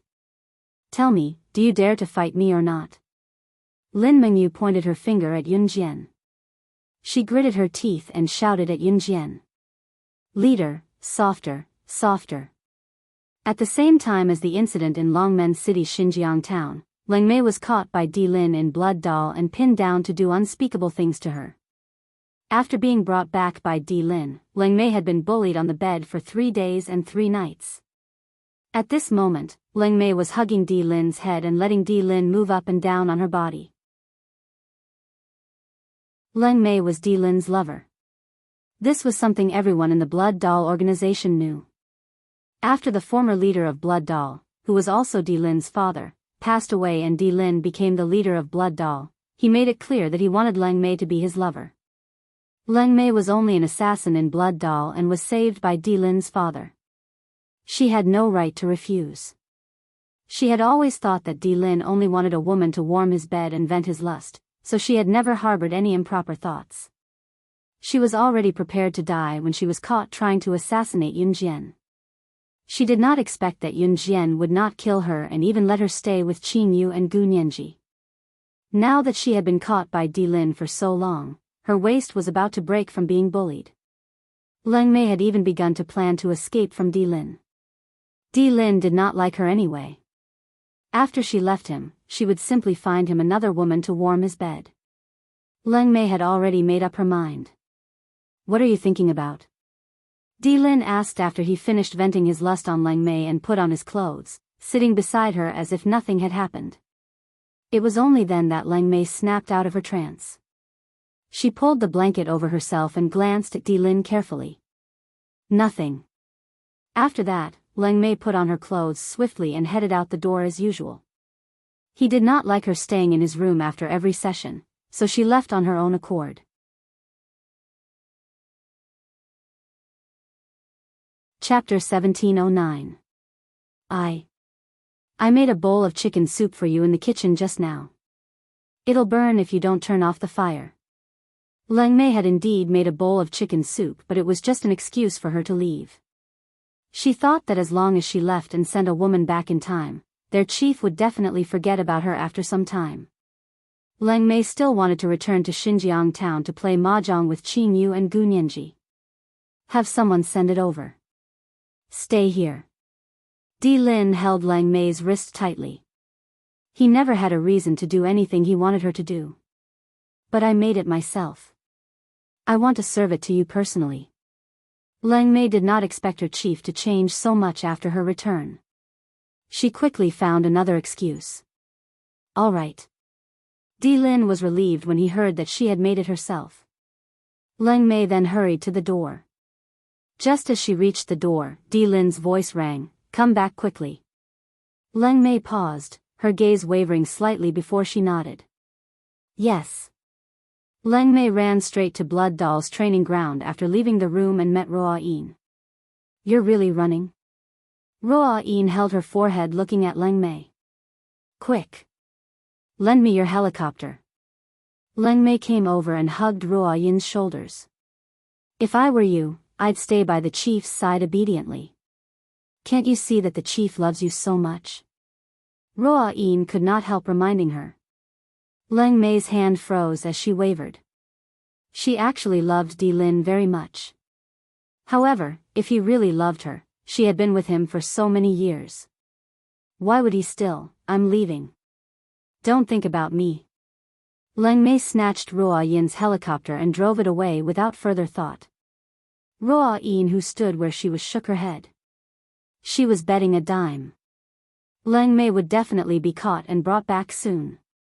At the same time, Xinjiang town, Longmen City. Lin Mengyu was pointing at Yun Jian as she shouted confidently. Tell me, do you dare to fight me or not? After Lin Mengyu shouted, Yun Jian's and Lin Mengyu's classmates in Xinjiang Town High School stood up to support Lin Mengyu. Mengyu's master has always been living in seclusion on the mountain. A year ago, he personally came down the mountain to take Mengyu as his disciple. It's said that Mengyu's bones are suitable for practicing martial arts and that she's a rare talent that only appears once in 1,000 years. Wow, you made a hermit expert come down from the mountains to recruit a disciple, and he even came looking for you himself. Mengyu, you're amazing. We support you. You're the best. Back in Xinjiang Town High School, there were very few people who helped Yun Jian. Other than Lu Fian, there was no one else. Yun Jian had always been the one who was isolated because of her good looks. Therefore, when they saw Lin Mengyu bringing everyone to look for Yun Jian, the students from Xinjiang Town High School were all on her side. Although Yun Jian's strength was astonishing, she did not stay in Xinjiang Town High School for long after her rebirth. What's more, these students didn't know what happened later. Of course, they didn't know Yun Jian's other identities. Lin Mengyu felt smug when she heard her former classmates say that she had been taken in as a disciple by a master and that her strength was now astonishing. She raised her head high and made an expression as if she should accept the evaluation of the people around her. Yun Jian, surrender obediently if you know what's good for you. Let me send you to the hospital and our grudge will be written off. Otherwise, Just as Lin Mengyu finished, a hurried voice rang from the entrance. Xiao Jian. Right after that, Yun Jian saw a few people running in through the entrance.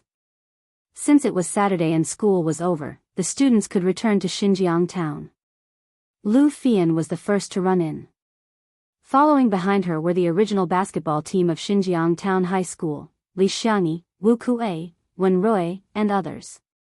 Lu Fian and the basketball team were the first batch of friends that Yun Jian made in Xinjiang town. When she left Xinjiang town, Yun Jian had promised Lu Fian and the basketball team to meet in Longmen City a year later. A year later, however, Yun Jian went to Min City Military Academy while Lu Fian and the basketball team went to Longmen City. Sometimes, even Yun Jian herself could not predict what would happen in the future as things changed. When Lu Fian and the basketball team ran in, they stood in front of Yun Jian and glared at Lin Mengyu. Lin Mengyu, what do you want? Xiao Jian didn't do anything to you at all. It's always you and Yuan Yingjun harassing her. Now that you're here, how shameless can you be? Lu Fian growled at Lin Mengyu as she stood in front of Yun Jian.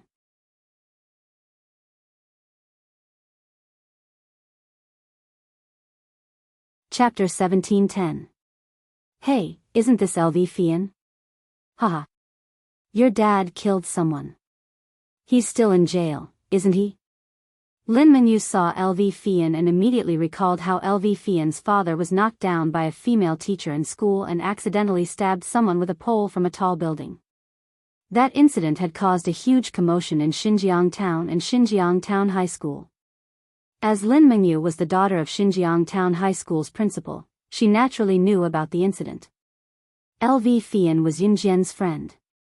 Back then, Lin Mengyu had asked her two followers to push Yun Jian's head into the toilet pit. It was LV Fian who had complained to the teacher, although the teacher had helped her. Therefore, when Lin Mengyu saw LV Fian running over to protect Yun Jian, she did not hesitate to poke at LV Fian's sore spot. LV Fian's father was supposed to be in jail for the rest of his life because of Yun Jian's rescue. Now that his sentence had been reduced, he could not avoid jail. That was LV Fian's pain. Therefore, when she heard Lin Mengyu's words, LV Fian clenched her fists tightly. I won't allow you to talk about my dad. If Li Xiangyi had not grabbed LV Fian's arm from behind, LV Fian would have charged forward to fight Lin Mengyu. If it had been in the past, LV Fian would not have been at a disadvantage if she fought with Lin Mengyu. However, Lin Mengyu had trained with the expert for a year now. Naturally, her strength was different from before. Lin Mengyu felt a sense of satisfaction when she saw LV Fian being stopped by someone who was afraid of her strength when she wanted to beat her up. As expected, it was good to have strength. No one could bully her and she could bully anyone she wanted. Lin Mengyu felt that she was invincible when she saw that. Everyone else thought so too. Mengyu, you're amazing. You're amazing. I was shocked when I heard that the expert took you in as his disciple. I'm really impressed. That's right. That Yun Jian is nothing. Humph. She should have surrendered to you long ago. The few female classmates who were originally from Xinjiang Town High School started to praise Lin Mengyu. The tone of their praises almost made Lin Mengyu fly into the sky. The neighbors near Zhang Meihua's house started to gather. There were more and more people. There were those who were watching the show, those who were worried, and those who were gloating. There were all kinds of people. It was just that these people who were watching the show didn't know how to speak. Just when Lin Mengyu was feeling complacent and proud, thinking that she was a legend that everyone was praising, Yun Jian's words suddenly rang out and reached everyone's ears. A rare genius that only appears once every 1,000 years? Just looking at your skeletal structure, a person like you shouldn't be suitable to learn martial arts. To be able to praise you as a rare genius, I really want to meet you. Yun Jian crossed her arms and looked at Lin Mengyu coldly. Lin Mengyu's bones were loose and her attacks were soft. Even if she met an expert, even if she was trained from a young age, she would never reach the level of a senior assassin. For someone like Zhang Xiaofeng, who had strong bones and powerful punches, just a few words of guidance would be enough for him to reach the sky. This was also the reason why Yun Jian accepted Zhang Xiaofeng as her disciple. Lin Mengyu was a rare genius that only appears once every 1,000 years? Yun Jian almost sneered. Why? Are you jealous after hearing that I'm a rare genius that only appears once every 1,000 years? Let me tell you, even if you're jealous, it's useless because I was born with it. Master said that I was born to learn martial arts. Hearing Yun Jian's words, Lin Mengyu thought that Yun Jian was jealous. She laughed and spoke confidently. However, just as Lin Mengyu finished speaking, a woman with voluptuous breasts and buttocks walked in through the main door. This woman was charming and had a voluptuous figure. The moment she entered, she attracted the attention of many men. However, after the woman saw the scene, she laughed loudly and then said to Yun Jian in front of everyone.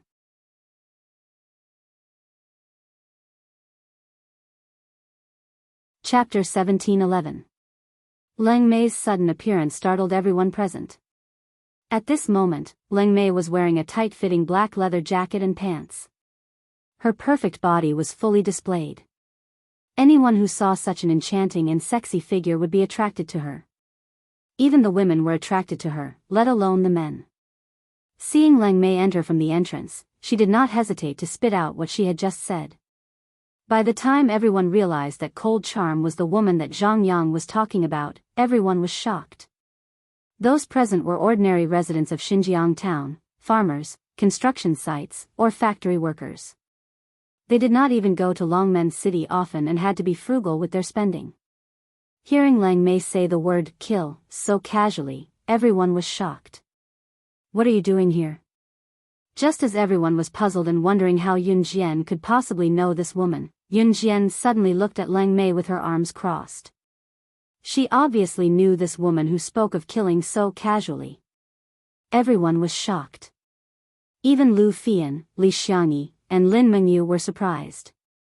Qin Yu and Gu Nianji asked me to hide here for a few days. Don't rat me out. Leng Mei said lazily as she walked to Yun Jian. I didn't hire you to slack off. Yun Jian narrowed her eyes. She did not look at Leng Mei, standing where she was with her arms crossed. Now that the Blood Doll organization had been handed over to her, it meant that all the assassins and agents in the organization would be paid a commission. Some of the Kosha mercenaries' own trained assassins and agents had an agreement. When the agreement expired, they would be set free. If these assassins and agents were willing to stay in the Kosha mercenaries, the Kosha mercenaries would hire them at a reasonable price. This was the commission. Leng Mei had been in the organization for so many years and her contract had expired long ago. In other words, Leng Mei would be paid even if she did nothing in the organization. Now that the organization had been handed over to Yun Jian, Leng Mei would still be paid for slacking off and her salary was not low either. I'm just taking a few days off. There's no need to be so calculative. In the past, Lord Chief didn't even care about me. Leng Mei said. In the past, Di Lin really didn't care about Leng Mei. Even if Leng Mei slacked off for a year, Di Lin didn't say anything about her. Don't do it again. Yun Jian pursed her lips. She smiled and said softly. Okay, okay. Leng Mei was relieved. Not bad, not bad. There was a place to hide. The conversation between Yun Jian and Leng Mei was heard by the people around them, but they were confused. What do you mean by, I'll hire you? What leader? What the hell was all this? Everyone present was confused for a moment. Yun Jian, what the hell are you doing? Even if you pretend to be very strong, it's useless. I'm a genius that only appears once in 1,000 years. Master said that even if you practiced martial arts since you were young, you would definitely not be able to beat me. Calling for reinforcements was futile. Hee, what nonsense are you talking about? Don't make me laugh to death. Hearing Leng Mei and Yun Jian's conversation, Lin Mengyu was confused. She laughed coldly, then looked at Yun Jian and sneered. That's right. What nonsense are you talking about? Do you really think you're very strong? I'm dying of laughter. Mengyu, we support you. A female classmate of Yunjian's from the same class followed behind Lin Mengyu and sneered at Yunjian. However, just when everyone thought that Yunjian and Leng Mei's words were pretentious, Leng Mei suddenly smashed the stool in front of her with her palm. She smashed the stool with her bare hands. Then, she pointed at Yunjian and sneered in front of everyone.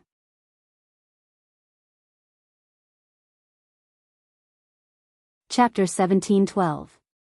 Just as Leng Mei spoke, a guffaw was heard. Pfft! Ha ha ha! We're not even worth a finger of hers. Are you kidding me? Pfft, don't think you're so great. What a joke. The one who laughed was Lin Mengyu.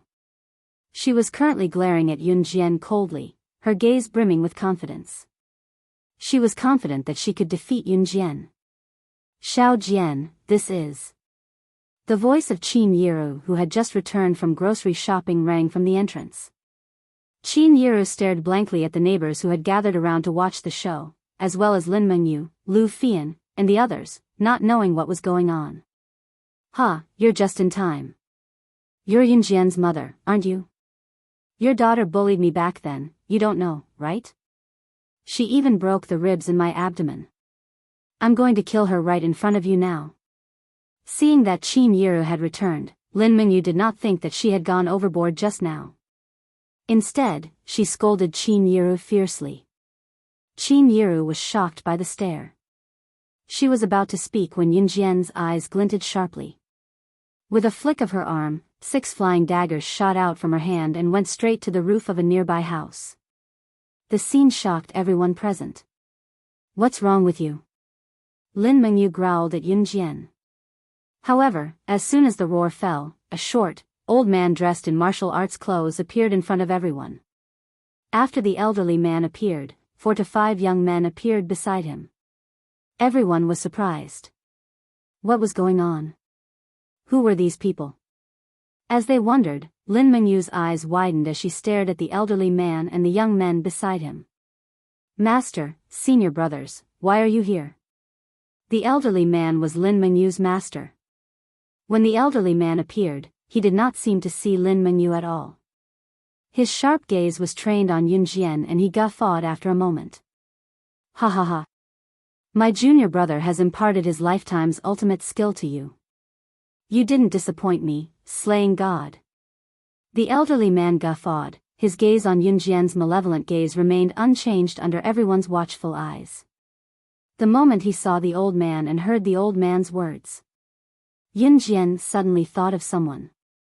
That person was the old man who had taught her a series of ultimate techniques such as hypnotism in her previous life. He could be considered her master. Later on, Yunjian had also looked for him, but the news she received in the end was that the old man was in the Yulong mainland. Whether or not he was in the Yulong continent was still unknown. Her intuition told her that the junior brother mentioned by the old man who suddenly appeared was the old man who could be considered her master. Master, what are you talking about? She also learned my skills? Lin Mengyu was shocked. She looked at the old man and asked in confusion. Mengyu, it's all thanks to you that I was able to find her, ha ha ha. Your abilities are not worth mentioning, so don't embarrass yourself here. Leave now. The old man glanced at Lin Mengyu from the corner of his eyes and said. Master, what did you say? Lin Mengyu was completely shocked. Master, didn't you say that I'm a once-in-a-lifetime talent? Lin Mengyu did not believe him. That's a lie, heh. The old man glanced at Lin Mengyu and ignored her. He looked at Yunjian with eyes as sharp as a sword. Slaying God, I've been looking for you for a long time. Finally, I've found you. My junior brother's disciple, haha. He actually has a disciple. Haha. How can I let his disciple continue to live in this world? Ha ha ha. The old man looked at Yunjian in a crazed manner and sneered. My daughter is not slaying God and has never had a master. You've got the wrong person. When Qin Yiru heard what the old man said, she was so frightened that she hurried over to hold Yunjian back. It was obvious that these people were not ordinary people. Qin Yiru did not want anything to happen to Yunjian. The people around them were confused. Wrong person? Ha ha ha, do you really think that she's your daughter, Yunjian? What a joke. Ha ha ha. What? Slaying God, are you scared today? Are you going to hide it from your own mother? Mother, haven't you noticed that your daughter's temperament has changed drastically since last year? Her ability has improved by leaps and bounds. Don't tell me you don't suspect it. The old man looked at Qin Yiru and said confidently. His words stumped Qin Yiru. Xiao Jian's temperament had changed drastically since last year and she had suddenly become so powerful. It was not that Qin Yiru did not suspect it. Qin Yiru looked at Yunjian and hesitated for a while before saying, Xiao Jian, I believe you, do you want to know? Just as Qin Yiru finished, Yunjian cut her off. What? Qin Yiru was stunned. Do you want to know the truth? If Qin Yiru wanted to know the truth one day, she would not hide it from her. Yunjian had expected this day to come sooner or later. Qin Yiru was stunned. Yunjian's red lips curled up in front of everyone. She stood in front of Qin Yiru and spoke to Qin Yiru in front of Lin Mengyu, Lu Fian, Li Xiangyi, the neighbors, including Qin Fangfang and Zhang Meihua who came out later.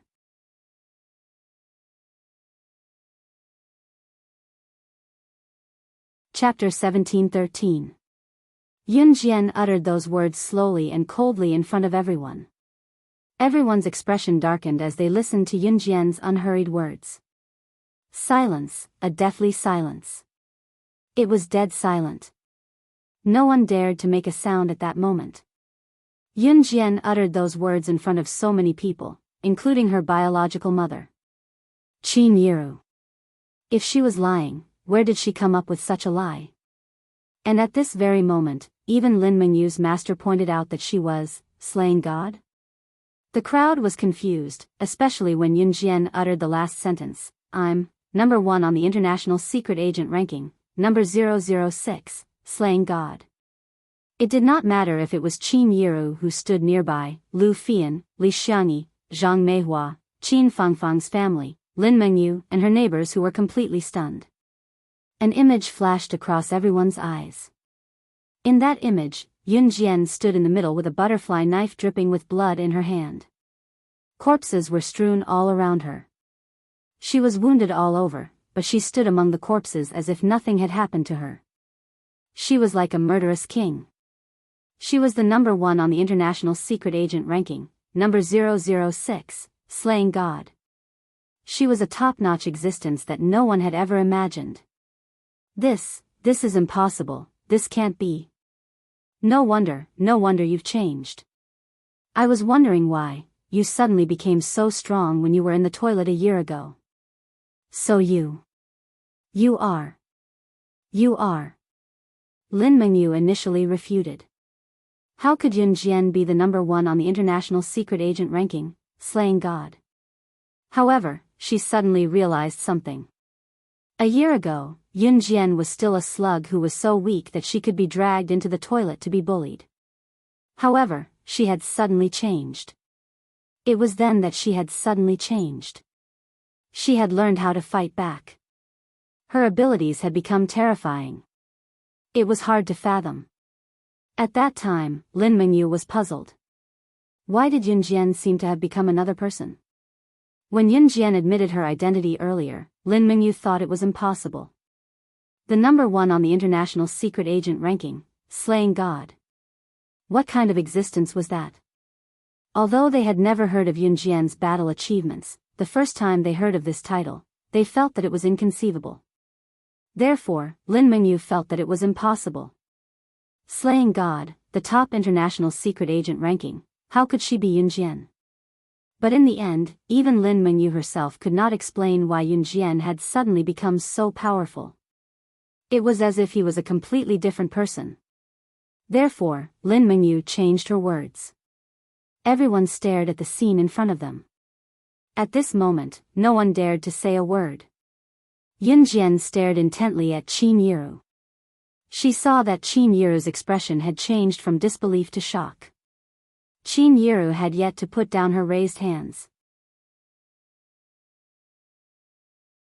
She just stared at Yun Jian in a daze, unable to say a word.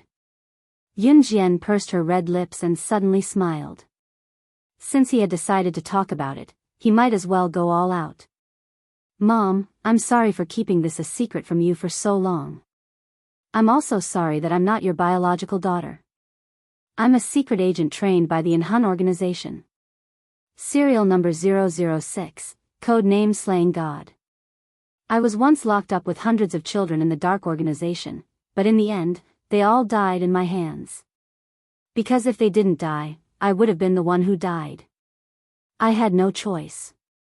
I'm not the daughter you're familiar with, and I'm not the child you brought up.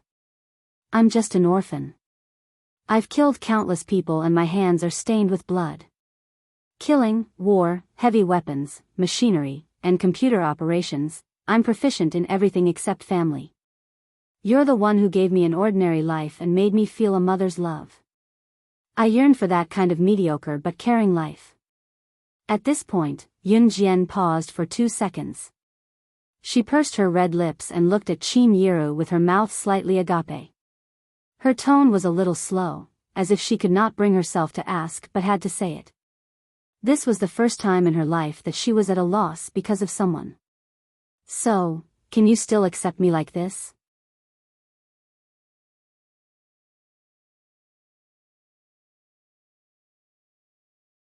Chapter 17-14. The crowd was watching the scene unfold before them. At that moment, everyone's eyes were fixed on Yun Jian and Qin Yiru. Shock was unavoidable.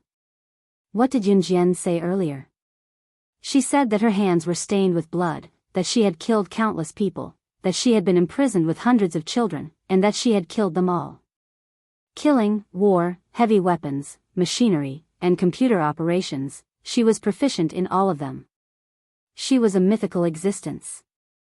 Even the National College entrance examination top scholar whom the villagers looked up to might not be able to reach such a standard if placed on the same level as her, right? You really know so many things. Oh my God. You're a genius. Look at us, we've been studying for our whole lives but we don't even know what a computer is. A talkative old woman opened her mouth and looked at Yun Jian in shock and fear. Old women from the villages usually exaggerated their words, and this old woman was no exception. Granny, she's a secret agent. She'll kill people.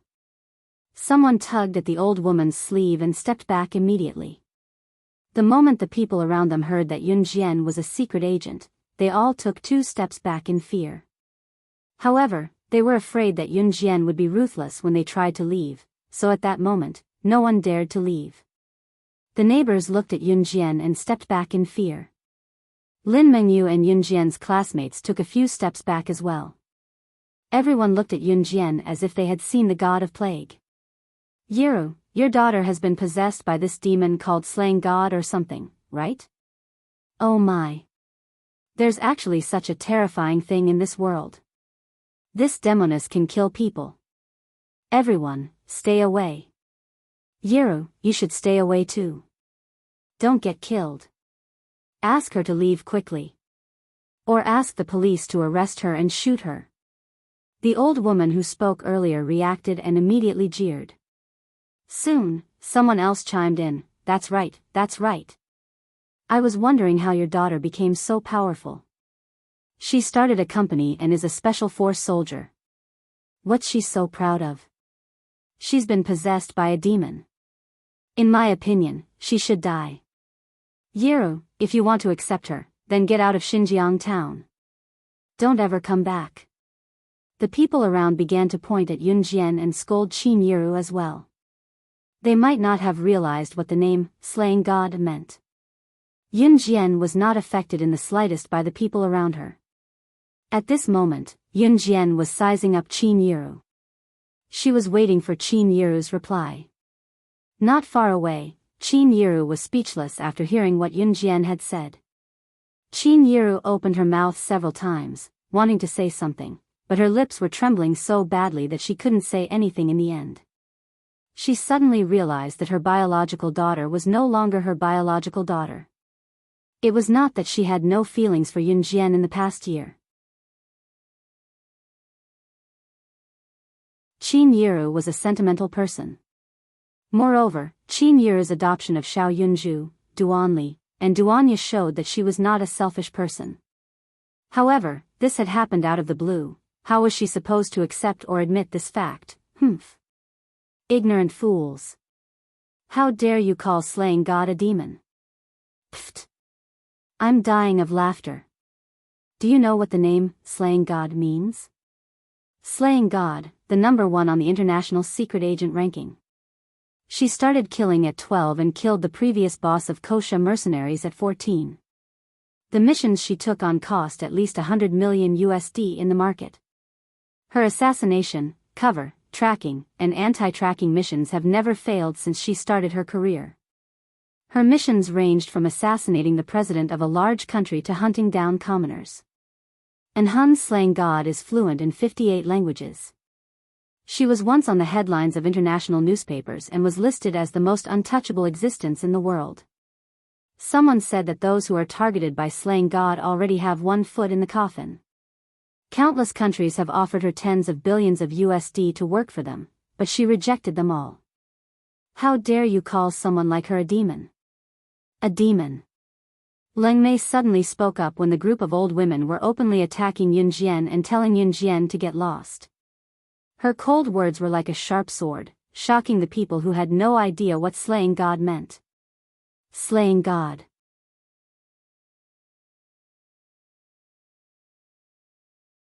Chapter 17:15. Every word that Leng Mei said brought a sense of shock to everyone present, as if they had discovered a new world. The market price for Yunjian's missions was no less than $100 million USD. What kind of shocking figure was that? Countless countries had offered her tens of billions of USD to work for their country, but she had rejected them all. From those few words, everyone present was shocked by one thing. That thing was, just how rich was Yunjian?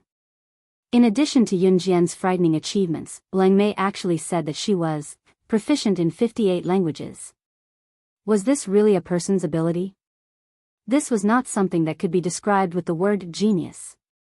This was a terrifying existence that could not be proven by science. Everyone present, especially those old women who had said that Yunjian was a demon, a ghost, or possessed by a fairy, were dumbfounded. No one had expected Yunjian to be such a terrifying existence.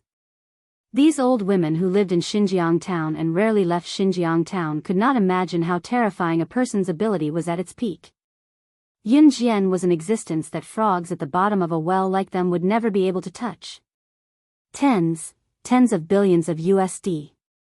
The few old women who had said bad things about Yunjian hugged each other, their legs trembling in fear.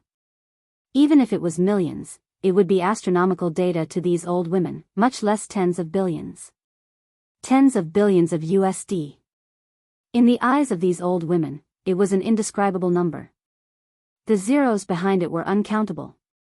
Therefore, the few old women who had asked Qin Yiru to chase Yunjian away or asked Qin Yiru to get out of Xinjiang town hugged each other, their legs trembling in fear. Yunjian did not care about the reactions of the people around her. She only stared at Qin Yiru. Qin Yiru lowered her head slightly, her hands clenched tightly together, her expression terrible. Yunjian believed that she could see through everyone's motives, but she couldn't understand Qin Yiru at the moment. Qin Yiru was not like other people. If it were other people, after hearing Leng Mei talk about Yunjian's achievements, they would naturally think that Yunjian was very rich. The villagers lived a hard life. Even if they had a few $100,000 in savings, they could be considered one of the wealthiest families in Xinjiang town. In 1999, there were not many tycoons in this era. This was because in the past, the people of Z country worked together and shared their food equally. They were not allowed to start their own businesses. Later on, there was a policy of going it alone.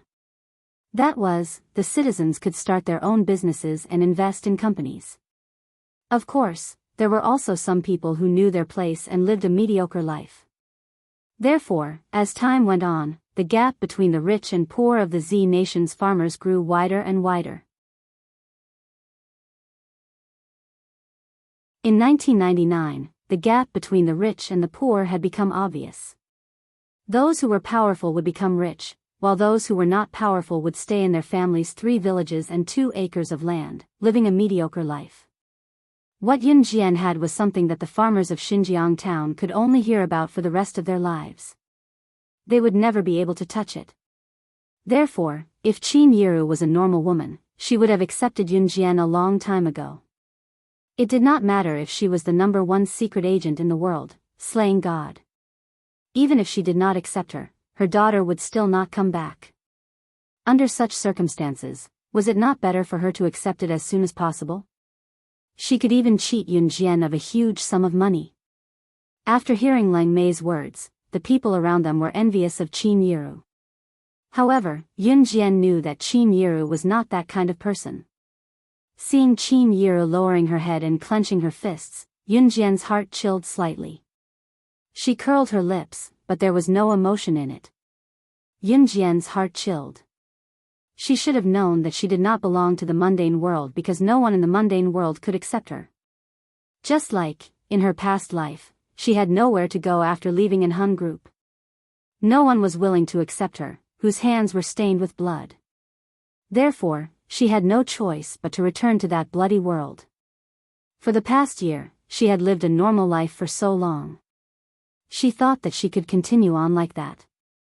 However, now, Mom, please allow me to address you as Mom again. I'm sorry, I know you're dying to know where your daughter is. If I have any clues in the future, I'll let you know immediately. Thank you for taking care of me for the past year. Yun Jian bowed at Qin Yiru calmly. Her heart was bleeding. However, as soon as she said that, Qin Yiru could no longer hold it in. She rushed over and hugged Yun Jian with trembling hands, just like how Qin Yiru hugged her a year ago when Yun Jian hugged her and told her, "Mom, you still have us."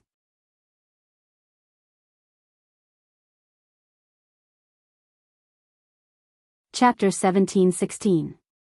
Those who came out from the world of assassins and secret agents had no other choice but to die in battle. No one from the secular world would accept them because their hands were stained with blood.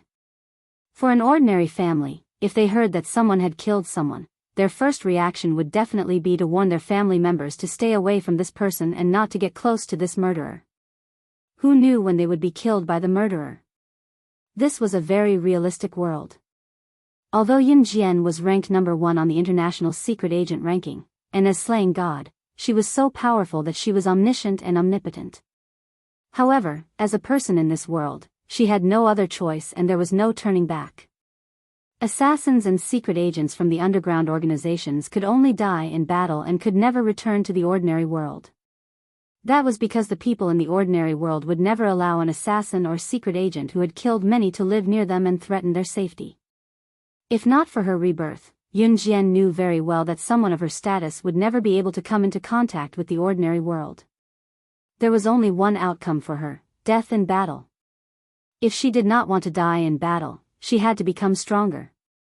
She had to be so strong that no one could kill her. That was why Yun Jian had never stopped pursuing power in her previous life. Even after her rebirth, she had never stopped expanding her influence. She knew very well that there were many capable people in this world. She was powerful, but it did not mean that there was no one more powerful than her. What she wanted to do was to trample on those more powerful than her. That was survival. Yun Jian was fully prepared. She knew that Qin Yiru would find out that she was not her biological daughter one day. She was also prepared that Qin Yiru would not accept her. However, Yun Jian did not expect Qin Yiru to rush over and hug her at the last moment and say such words to her. Who in this world was not afraid of people who could kill? If it were someone else, they might acknowledge Yun Jian, but it was for the money. However, Qin Yiru did not covet a single cent from her. Yun Jian could feel the kinship she gave her. She reached out her right hand and placed it gently on her heart. Yun Jian took a deep breath. She could feel it. There was a slight warmth. This was the taste of kinship. Why are you crying? Don't cry. Qin Yiru hugged Yunjian. After a while, she could feel a few drops of tears dripping down her shoulder. Those teardrops belonged to Yunjian. Qin Yiru quickly turned to look at Yunjian. She reached out and touched the tears on Yunjian's face. Mom is here. Mom will never leave you. This is fate. It's not your fault. Qin Yiru rubbed away the tears on Yunjian's face. She was also tearing up. Qin Yiru really wanted to ask where her daughter had gone, but at this moment, she could not bring herself to ask. Moreover, Yunjian had also said that she would inform him as soon as she had news of her biological daughter. Crying? Was she crying? Yunjian was stunned for a moment. From the moment her tears fell until now, she had not made a sound. Tears flowed down her cheeks silently. She did not even realize it. Tears? Yunjian caught the tears that fell from her eyes. She was in a trance for a moment.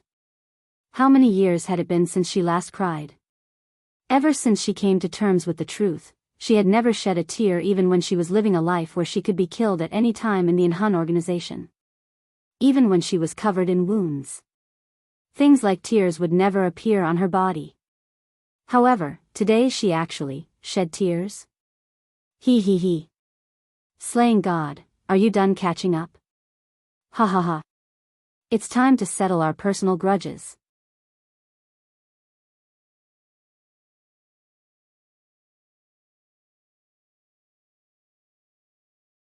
Chapter 17:17. As soon as the elderly man finished speaking, the atmosphere turned gloomy. The crowd was stunned by the shocking scene, unable to snap out of their daze for a moment. The elderly man's untimely remark made the crowd realize that Yunjian and Qin Yiru were not the only ones present. Lin Mengyu's unpredictable master was also present. Moreover, this elderly man was the culprit who exposed Yunjian's identity. Lin Mengyu noticed that her master was still standing beside Yunjian, especially when her master had confidently pointed out Yunjian's identity in front of her. Lin Mengyu suddenly had a mysterious confidence. She felt that her master's ability was definitely above Yunjian's. Just because her master had pointed out Yunjian's identity. Therefore, even if Yunjian was slaying God, Lin Mengyu was not afraid. Because she had a master. Lin Mengyu looked at Yunjian, snickered, and said, "That's right, Yunjian. Are you done catching up? Do you think you're all that just because you're slaying God? Do you think you can defeat my master? Moreover. So what if you're crying? Don't make it sound like you've never cried in your life. Do you really think you're someone high and mighty? Even if you're powerful, there's still my master. My master's ability isn't necessarily worse than yours." Just as Lin Mengyu finished her smug remark, the elderly man suddenly shouted at her, "Lin Mengyu, shut up. Do you want to die? She's slaying God." From what he said, it was obvious that the elderly man was still very afraid of Yunjian.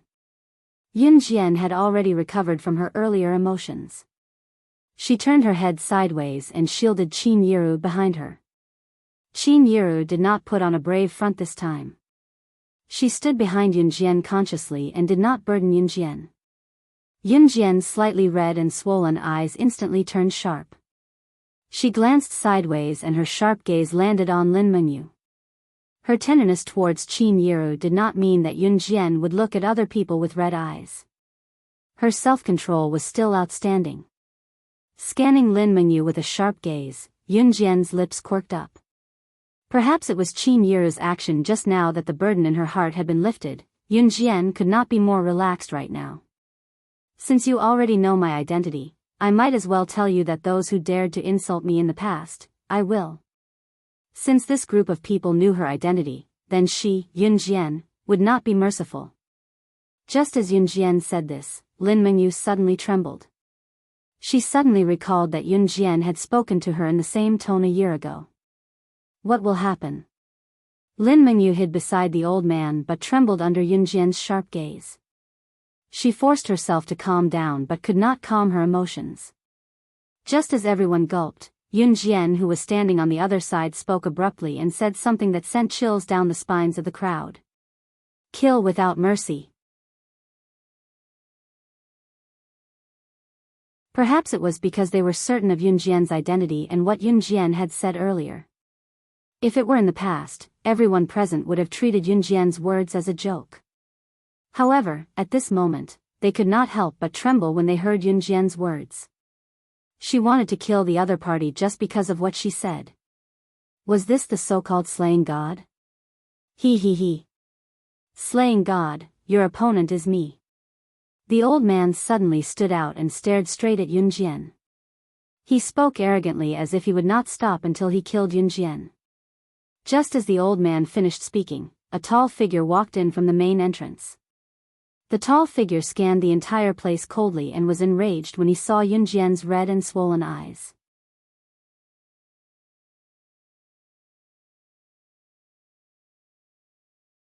Chapter 17-18. Siyi's sudden appearance had everyone rooted to the spot in shock. Especially Qin Yiru.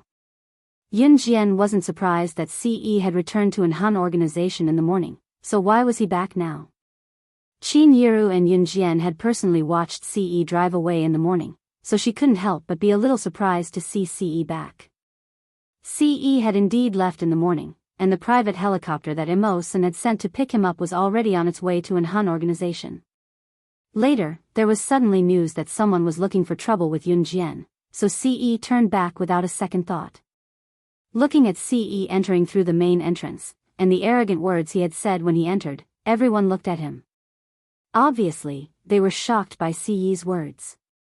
Siyi's words had shocked them. Siyi's tall and slender figure was getting closer and closer to Yun Jian. The moment he saw Siyi, the old man's eyes twitched fiercely. Siyi walked quickly to Yun Jian and hugged Yun Jian in front of everyone present. Seeing Yun Jian's red eyes, his expression flashed fiercely, and even his eyebrows twitched. At the main entrance, after Siyi entered, two handsome figures immediately followed him in. One of the figures had a deep scar on his neck, and just looking at it was enough to make people tremble in fear.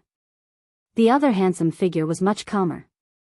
Naturally, it was Shuaiying and Mo Senator. After Shuaiying and Mo Sen entered, a large group of people rushed in through the main entrance. These people were all dressed in black, and their entire bodies were covered tightly, only revealing a pair of dark eyes. The group of people who entered followed behind Shuaiying and Mo Sen, and each of them carried a machine gun. Just looking at their formation was enough to shock everyone present. There was no doubt that these people were the top assassins of an Han organization, each of them experienced in battle. Even Lin Menyu's master, the old man, shuddered at the sight. Not to mention the reactions of the people around them. Ce had already pulled Yun Jian into his arms. He had already pulled Yun Jian into his embrace and stretched out his slender hand to caress the area around Yun Jian's red eyes. Xiao Jian, who bullied you? Tell me, I'll send them to hell. Ce spat coldly. As he spoke, his arm was wrapped around Yun Jian's waist, his sharp gaze as if he would annihilate everyone present for her with a single word from Yun Jian. Who bullied her? Was it not Qin Yiru who moved Yun Jian to tears just now? No one dared to make a sound. Yun Jian was slaying God, the top international secret agent ranking. How ordinary could Ce be when he could be with Yun Jian? The neighbors had all seen Ce before. Qin Yiru usually treated Ce as his son-in-law, so they could recognize Ce. In spite of it, the current Ce struck fear into everyone's hearts. I'm fine. Yun Jian nestled in Ce's arms, feeling her heart calm down completely. The person who made her cry was her mother. If they were to settle the score, was Ce supposed to take it out on Qin Yiru? Are you really okay? Ce took a few glances at Yun Jian. He rubbed Yun Jian's head and paused before looking up abruptly. His gaze that was so gentle that it made everyone present think that he would do anything for Yun Jian was as sharp as a reaper's. After a 2-second pause, Ce's words made everyone's expression change. Ce ordered Snow Eagle and Emosen to carry out his orders in front of everyone.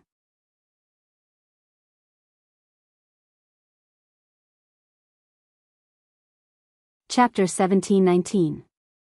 10 seconds was the slowest time he had given them. Ce was furious. Ce looked different from others when he was enraged. Yun Jian could tell from his furrowed brows. Ce's brows were furrowed, the veins around his brows twitching. It was the first time his handsome face had such an expression. How dare they make his woman cry? All of them would go to hell. Hold on. This is because Qin Yiru looked at the group of people Ce had brought into the house. Each of them was holding a machine gun. She did not think that Ce was joking, so she quickly stopped him. It was useless for Qin Yiru to say anything now. Ce's heart was broken when he saw Yun Jian's reddened eyes just now. In his 20 years of life, he had always been indifferent, giving off the feeling that the earth was about to explode and the sky was about to collapse. There would be no other expression on his face. At this moment, however, his expression changed again and again. His Xiao Jian was crying. The Xiao Jian whom even he could not bear to bully, who was like the apple of his eye, who was afraid of dropping and melting in his mouth, was actually crying from being bullied. Ce was truly enraged now. Shuang and Mo Sun were more or less wary of Qin Yiru's intervention. Qin Yiru was Yun Jian's biological mother after all. Based on Ce's usual doting attitude toward Yun Jian, Qin Yiru's intervention was Qin Yiru's taboo. Hence, they did not attack right away. 5 more seconds. If everyone here isn't dead, you'll be the ones to die. Ce's hawk-like gaze was reflected on Shuang and Mo's senator starting from just now. He had 10 seconds to finish off everyone here. If Shuang and Mo Sun could not do it with Hun's men, the ones who would die would be Shuang and Mo Sun. Ce's words surprised Shuang and Mo's senator. The young master hadn't been this angry for many years. Strictly speaking, the last time he was so angry was when the young master was still the Lord Divine Lord. At that time, Ce was furious because the sorcerer goddess did not attend the ceremony. Coincidentally, the king of the Yulong continent said that the sorcerer goddess would not attend the ceremony. Ce was so furious that he tore the ruler of the Yulong continent, the king, into pieces. After the matter at that time came out, Lord Divine Lord's ruthlessness was thoroughly spread out. This time, Shuang and Mo Sun felt Ce's anger once again. With a wave of their hand, they were about to launch a barrage of bullets at the scene. Yun Jian's words came out in time. It's not them, it's him. Yun Jian pointed at the old man.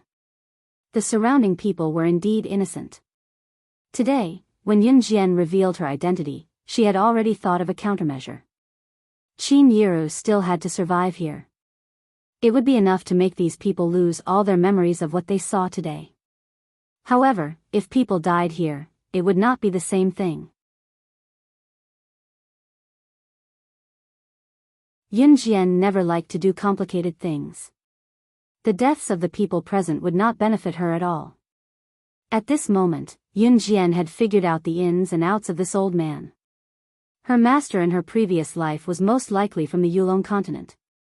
This old man was her master's senior brother. In addition to this old man's various actions, it was not difficult to guess that this old man had nothing to do with the Yulong continent.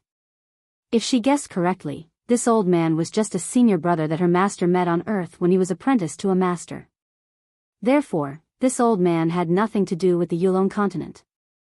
Of course, if the old man knew that she and her master were from the Yulong continent, and that she was the sorcerer goddess of the Yulong continent, the old man would not dare to cause trouble here even if he had 10 times the courage. As the sorcerer goddess, Yun Jian could tell if this old man had any spiritual energy waves. The answer was no. Therefore, she could basically guess the relationship between the old man and her master. As for her identity as the sorcerer goddess, Yun Jian did not plan to tell Qin Yiru at the moment. Yun Jian was now powerful enough to protect Qin Yiru due to the danger brought by the identity of slaying God. However, she had no idea how much danger the identity of the sorcerer goddess would bring to Qin Yiru. The continuous appearance of the mysterious man and the black-robed man, and the reason why she died in her previous life, she still needed to slowly explore all of these. Therefore, she would not reveal this identity unless it was absolutely necessary. Yun Jian's words were more effective than Si Yi's. Shuang and Emosen did not hesitate at all. They ordered the group of Hun assassins behind them to put down their machine guns immediately. Tisk, TSK, TSK. Have fun on your own. I'm leaving now. Slaying God, we'll meet again next time. Slaying God, I'll definitely kill you next time. The old man glared viciously at Yun Jian. As soon as he finished speaking, he jumped up, intending to escape from the eaves under everyone's watchful eyes. Needless to say, Si Yi's appearance had terrified the old man. Therefore, the old man fled. Everyone present watched the scene in shock. However, before the old man could jump out of the eaves, they saw the tall figure with Yun Jian in his arms flash. In the next second, Si Yi was one step ahead of the old man in the air. He stood in the air and with a kick from his slender thigh, he sent the old man crashing to the ground from midair. Si Yi landed on the ground. He looked askance at the old man and said coldly, "You want to leave after bullying my woman? Leave your head behind."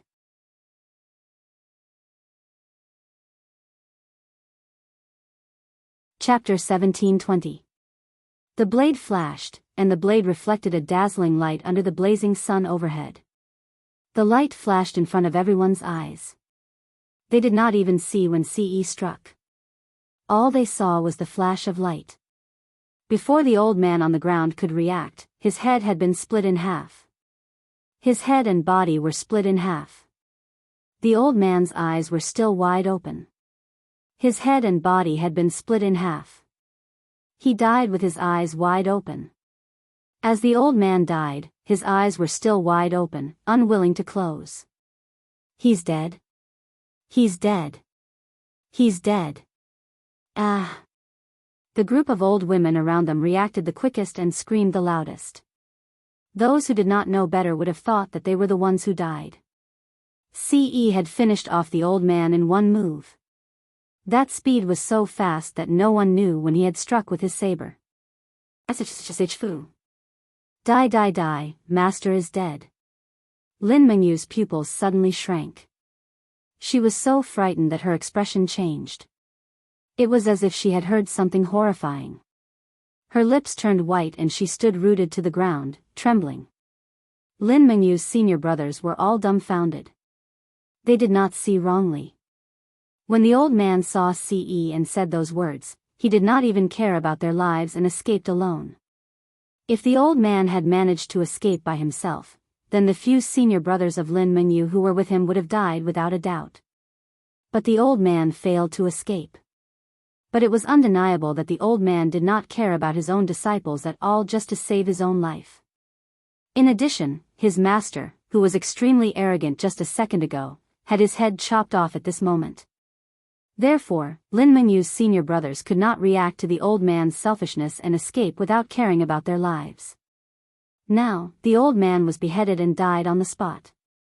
Compared to Lin Mengyu's senior brothers, Lu Fian, Li Xiangyi, and the rest were in a daze from the beginning.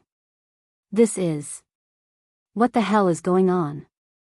Lu Fian, Li Xiangyi, and the rest were so shocked by the scene before them that they could not react.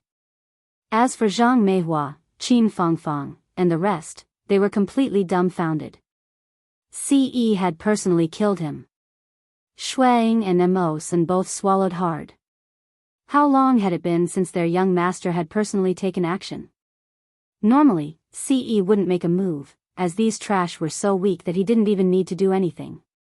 But just now, their young master made a move again. Shuang and Emosen swallowed and sighed at Yun Jian's charm. It seemed that young madam's charm was too great. Just now, when Yun Jian asked Si Yi to go east, she didn't dare to go west. When she asked Si Yi to stop, she didn't even dare to let out a fart. Shuang felt that he needed to have a good chat with Adam.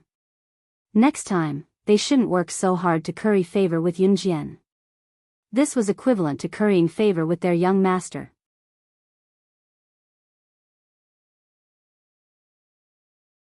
If Si Yi heard of Shui Ying's plan, she would probably send him flying with a slap. Mom. Younger sister, What happened? Just then, a few silhouettes walked in from the main entrance. Upon closer inspection, it was Yun-Yi, Qingyu, and Gu Nianji. Yun-Yi and Qingyu entered the courtyard side by side while Gu Nianji followed them in alone. Yun-Yi frowned when he saw the scene around him, but he was not too shocked. He already knew his younger sister Yunjian's identity. In addition, he had been training with Zhang Xiaofeng and Yunjian these days. Although he was unfamiliar with such a scene, he was not shocked. As soon as Qingyu walked in, she gloated at Lang Mei's misfortune in front of everyone.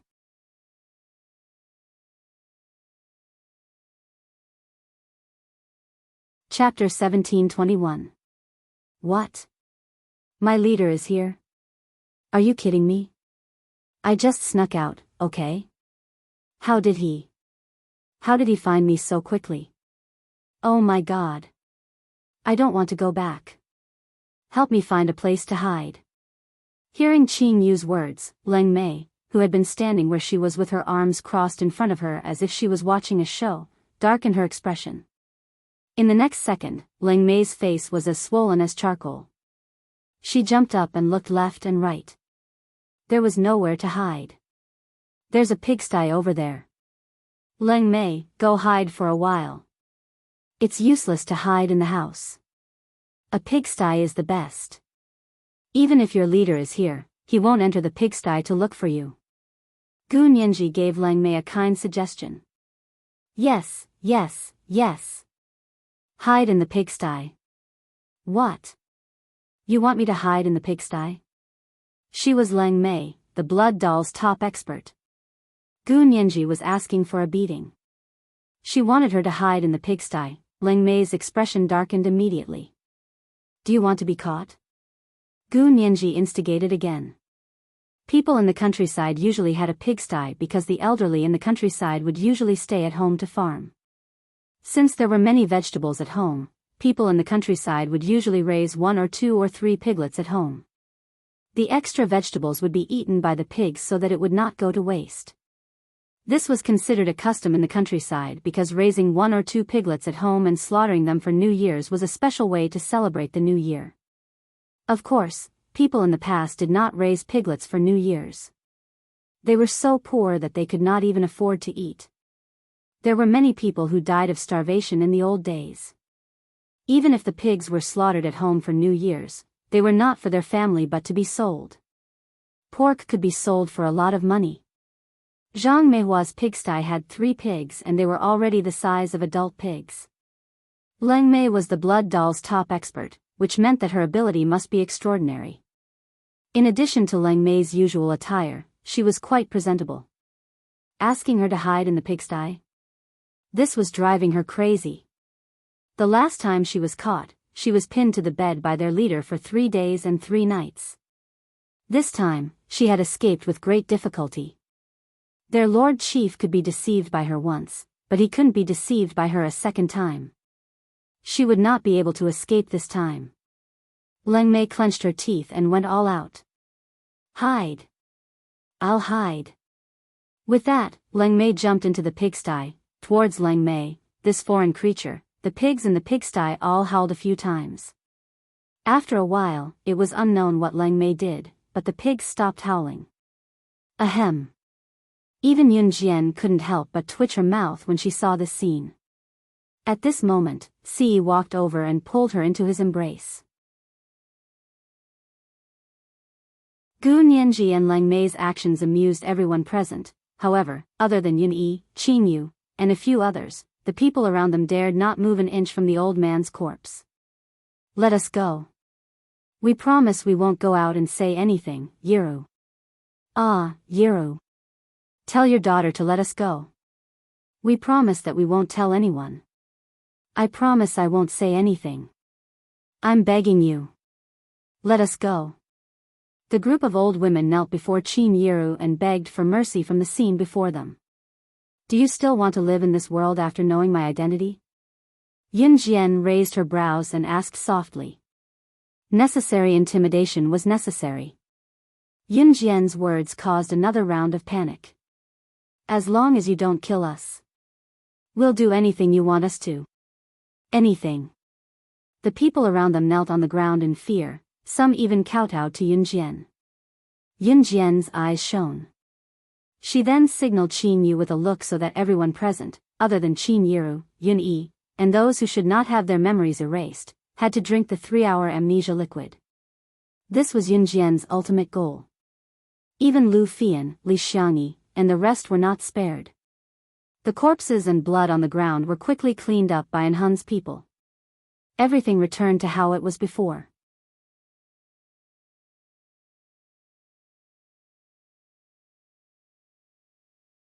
Chapter 1722. Everyone fainted after drinking the amnesia liquid for 3 hours. They would not remember what had just happened when they woke up. Of course, it would take some time for them to wake up after drinking the amnesia liquid for 3 hours. Lu Fian, Li Xiangyi, Lin Mengyu, and everyone else present had no idea what the amnesia liquid was. However, due to what Yunjian had said earlier, they would die if they did not drink the liquid. Therefore, everyone drank it obediently. What a joke. After knowing that Yunjian was slaying God, they did not even dare to refute Yunjian. Judging from the series of actions earlier, Yunjian's ability to kill was no joke. Therefore, the group drank the amnesia liquid obediently. Of course, Lu Fian, Li Xiangyi, and the rest drank the liquid as well. Although they had no idea what it was, they believed that Yunjian would not harm them. Currently, the group was unconscious on the ground and would only wake up after a while. Fortunately, the amnesia liquid that Qin Yu had specially developed did not have any side effects and could be used multiple times on the same person. Di Lin's sudden appearance gave Qin Yiru another shock. However, Qin Yiru had enough scares today. 1 or 2 more would not make a difference. Di Lin, who appeared at the entrance of the courtyard, looked around and asked Yunjian, "Has Leng Mei been here before?" Di Lin asked Yunjian because he thought that Yunjian would not lie to him. Yunjian's red lips curved slightly. Just as she was about to betray Leng Mei, she heard Leng Mei's warning imitating a pig's cry from the pigsty next door. Ow ow, humph, humph, the impersonation was quite accurate. If Leng Mei had not jumped into the pigsty earlier, Yunjian would not have been able to tell whether the cry was a real pig's cry or Leng Mei's voice. The pig's cry was too prominent, similar to Leng Mei's cries in bed. Di Lin turned to look at the pigsty. She hasn't been here. Yunjian leaned her back gently against Si Yi's chest. She pursed her lips and lied without batting an eyelid. Yunjian suspected that she had been possessed by Si Yi. I'm getting better at lying. At this moment, Di Lin was already walking towards the pigsty. Damn these lazy pigs. I just fed you pig food this morning, and now you're squawking, squawking, squawking, squawking. What the hell are you screaming for? Here's the pig feed. At that moment, Gu Nianji, who was standing not too far away from the pigsty, had an idea. She grabbed the pig food next to the pigsty and poured it all into the pigsty. Wheeze. Wheeze. The pigs in the pigsty all let out satisfied noises and began to scramble for the pig food. Seeing this, Di Lin went into the room to check. He didn't see Leng Mei. He left behind a relatively handsome back view and left. After making sure that Di Lin had left, Gu Nianji dragged Leng Mei out of the pigsty.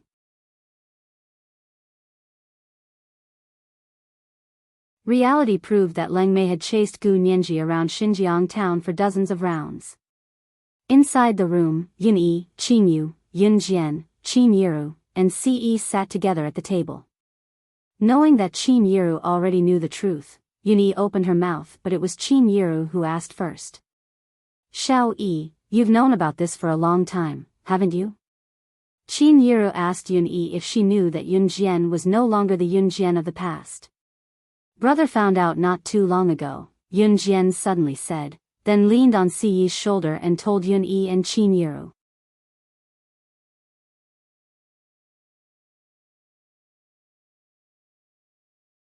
Chapter 1723. Yunjian told Qin Yiru and Yun Yi everything about her. Other than what happened in Yulong mainland and some things that could not be said, she had told them everything she could. After listening to what Yunjian said, Qin Yiru completely believed that the woman in front of her was not her biological daughter. Qin Yiru was upset, but there was nothing she could do. I don't know where the real Yunjian went, but I promise that I'll do my best to find her. Yunjian's determined gaze tugged at Qin Yiru's heartstrings. No. This is her fate. All of this is fate. Child, you're my child. This isn't your fault. You shouldn't go through this. Qin Yiru was worried that Yunjian would get into trouble while searching for her daughter. Hence, Qin Yiru grabbed Yunjian. How could Qin Yiru not want to find her biological daughter? She should not and would never force Yunjian to help her search. Yunjian was a child who had a hard life. She had lived in a place like that in her past life and suffered so much. Your mom's Xiao Jian from now on. Mom will love you forever. Qin Yiru told Yunjian as she tugged at her hand. You have to be good to my younger sister or I won't let you go as her brother. Yunyi gestured at Ce. Qin Yiru and Yunyi were indirectly acknowledging Yunjian. They were a family. Mom, brother, thank you. Yunjian's heart warmed. She felt like she had someone to rely on right now. This was the reliance that came from family. I'll protect her with my life. Ce grabbed Yunjian's soft hand and told Yunyi and Qin Yiru solemnly. Yunyi and Qin Yiru were comforted by the gesture. Yunjian breathed a sigh of relief after what happened in Xinjiang town. It was also a relief for Yunjian when Qin Yiru learned the truth. Other than Qin Yiru, who knew the truth, everyone else had forgotten what happened that day. Of course, that was except for those who already knew. Ce and Shuang returned to an Hun group. Before they left, Ce had left her most capable assistant, Mo Sen, to work under Yunjian. This Saturday, after visiting Chen Sini at Longmen City People's Hospital, Yunjian was invited by Su Mei to visit Luo Berry's house. Su Mei and Luo Berry were acquainted with Yunjian in the selection field.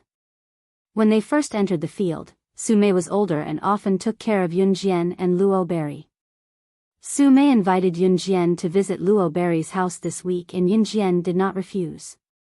Before they left, Yunjian even called Mo Sen, the assistant that Ce had left for her, along. Luo Berry's family was rich. How rich were they? Based on their family's wealth, it was more than enough to buy hundreds of helicopters. Luo Berry's family was located in Donglin City in the northern province. Donglin City was a coastal city and the property prices here were very high. It was one of the first-tier cities in country Z. Luo Berry's house was located halfway up a tall mountain. This entire mountain was her family's property.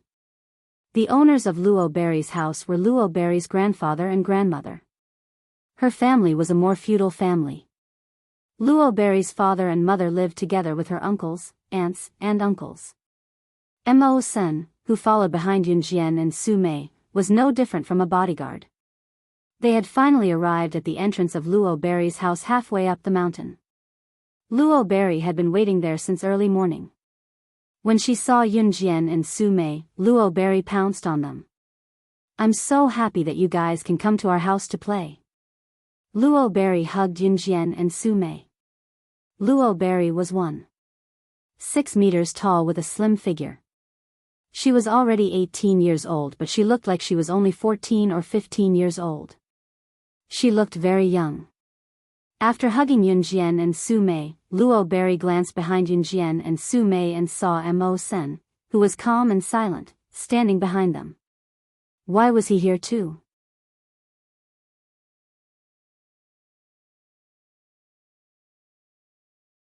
Chapter 1724. She turned around and saw Mo Sen standing behind Yunjian. His sharp eyes were looking straight ahead. He did not even look at her, as if they had never met before. Luo Berry's heart sank. She did not know why. She had nothing to do with him, but when she saw him looking at her with the gaze of a stranger, she felt disappointed. Little Strawberry. Little Strawberry. Little Strawberry. Why are you in a daze? Have you been mesmerized by Sister Unlucky's valiant demeanor? Su Mei called out the nickname she gave Luo Berry a few times and flipped her short hair, showing off in front of Luo Berry and Yun Jian unabashedly. Little Strawberry was the nickname Su Mei gave Luo Berry. Although Su Mei was a woman, she had short and delicate hair, which made her look like a tomboy. After calling Luo Berry back to her senses, Su Mei walked over and put one hand on Luo Berry's shoulder. She put the other hand on Yun Jian's shoulder and led them into the villa. Let's go. It's my first time visiting such a high-class place. Little Strawberry, you have to be a good guide. Otherwise, I'll get lost. Su Mei had a straightforward personality. She was like a heroine. Of course, it was because of this that Yun Jian did not hate her. After a while, Luo Berry finally recovered from her earlier expression. Su Mei had a straightforward personality. She was like a man and did not have any meticulous thoughts. Therefore, she did not notice the way Luo Berry looked at Mo's Senator Yun Jian was observant. Even the slightest movement could not fool her eyes. Therefore, she saw Luo Berry's feelings for Mo's Senator. However, Yun Jian did not say a word. Luo Berry's villa occupied a large area. It was the size of 50 basketball courts. It was not an exaggeration. Just looking in from the main entrance, there were endless lawns and flower beds. There was no trace of the villa. In a normal villa forest, a villa was only that big. However, when one entered Luo Berry's house from the main entrance, there was no trace of the house. From the house to the gate, Luo Berry took a private car. One could imagine how big Luo Berry's house was. Su Mei was amazed by Luo Berry's family's wealth the whole time. It took more than 10 minutes to get from the gate to her house in Luo Berry's private car. After getting out of the car, Su Mei was even more shocked by the luxurious Rockberry's house. She kept screaming. Of course, it wasn't her fault. Su Mei's family background wasn't very good. It was the first time she had seen such a place, so it was no wonder that she was a little surprised. As soon as he got out of the car, he saw a group of young men and women standing at the main entrance of the villa. These young men and women were all dressed up in famous brands. At first glance, he could tell that they were the princesses and young masters of the upper class. Come in, come in. I'll make tea for you. Luo Berry took Yun Jian and Su Mei's hands and walked into the house. However, before she could bring Yun Jian, Su Mei, and Mo Sin into the house, a boy who looked a little like Luo Mei among the group of boys and girls standing next to her stopped Luo Mei. Little Berry, who are you bringing with you? Why, are you ignoring your cousin now when you see him? Originally, when Luo Berry brought Yun Jian, Su Mei, and Mo Sin into the house, no one could see them.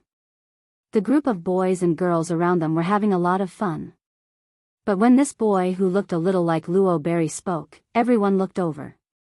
If it was said that the people that Yun Jian met in the past were mostly rich people in disguise, then at this moment, the group of boys and girls standing in front of Yun Jian and the rest, which one of them didn't come from a rich family? As the saying goes, people from the same family would make friends with people from the same family. If a child from a rich family made friends with a child from a poor family, they would be laughed at. Su Mei wasn't dressed well. Because her family was poor, the clothes she bought were very ordinary.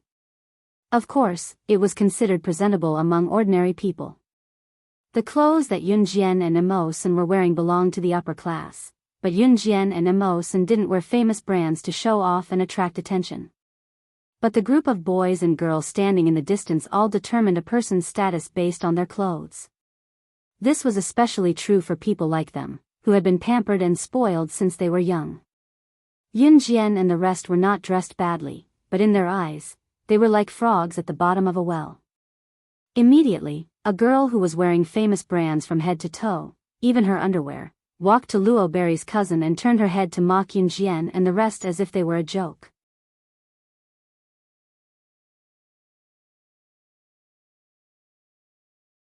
Chapter 1725. The cousin who just called Luo Mei was called Luo Xiling. He had good facial features and looked modest. The girl who spoke later was called Xiang Jia. She was a friend of Luo Mei's cousin. Her family was also very rich. If she could hang out with Luo Xiling's group of young masters and princesses, her family would not be too bad.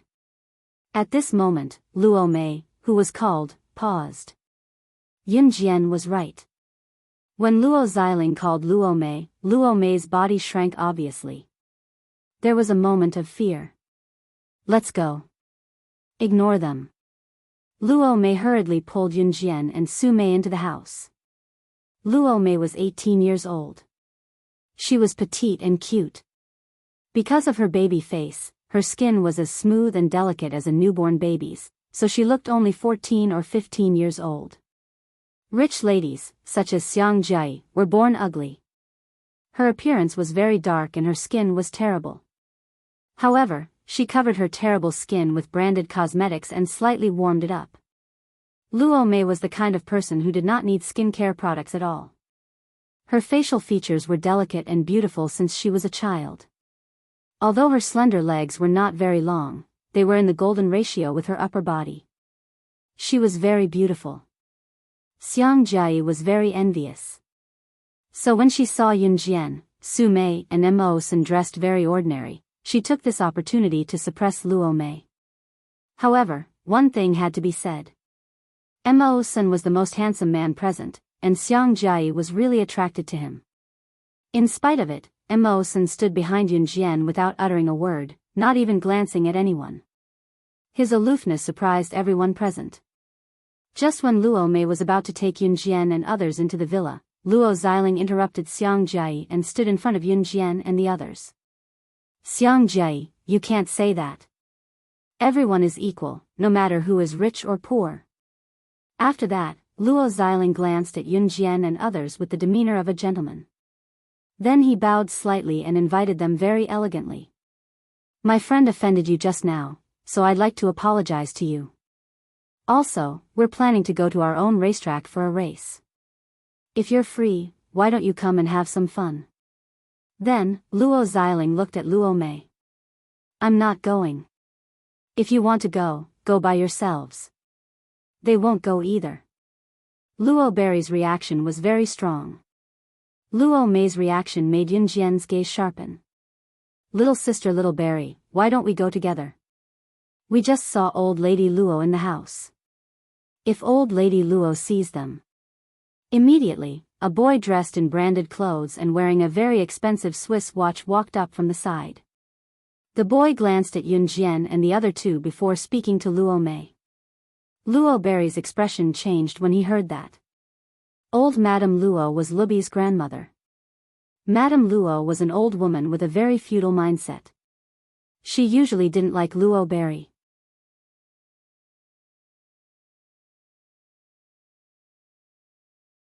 In addition, Luo Berry's usual friends were not the young masters and princesses of the upper class designated by Madame Luo, so Madame Luo disliked Luo Berry even more. But Madame Luo was usually not at home. Why was she at home now? Luo Berry's expression darkened. She wasn't afraid that Madame Luo would blame her for making friends with people who weren't from the upper class. Instead, she was afraid that Madame Luo wouldn't be nice to Yun Jian and the other two. Okay. Luo Berry had to compromise. She had to go to the racetrack built by the Luo family first. Yun Jian didn't say anything since the beginning, but she could feel that Luo Berry's family wasn't an ordinary one. Their family was strict, and the atmosphere was probably not very good. Racing was one of the after-dinner activities of this group of rich second-generation heirs. And the Luo family had their own racetrack. The boy with the Swiss watch who persuaded Luo Berry to bring Yun Jian and the others to the racetrack was called Shi Qianxian. He looked ordinary, but he was born with a mouth that loved to show off. Boys from poor families had their own way of showing off, and boys from rich families also had their own way of showing off in front of girls. As the group of people walked to the racetrack, Shi Qianxian had already walked to Yun Jian's side and kept asking Yun Jian questions. If it weren't for Mo Sen who was standing around, Shi Qianxian would have stuck to Yun Jian at this moment. You're Yun Jian? What a beautiful name. Hey! Have you ever raced before? Shi Qianxian asked. How can a girl like her play racing? A boy next to Shi Qianxian interrupted and came over. You're right. Shi Qianxian patted his head.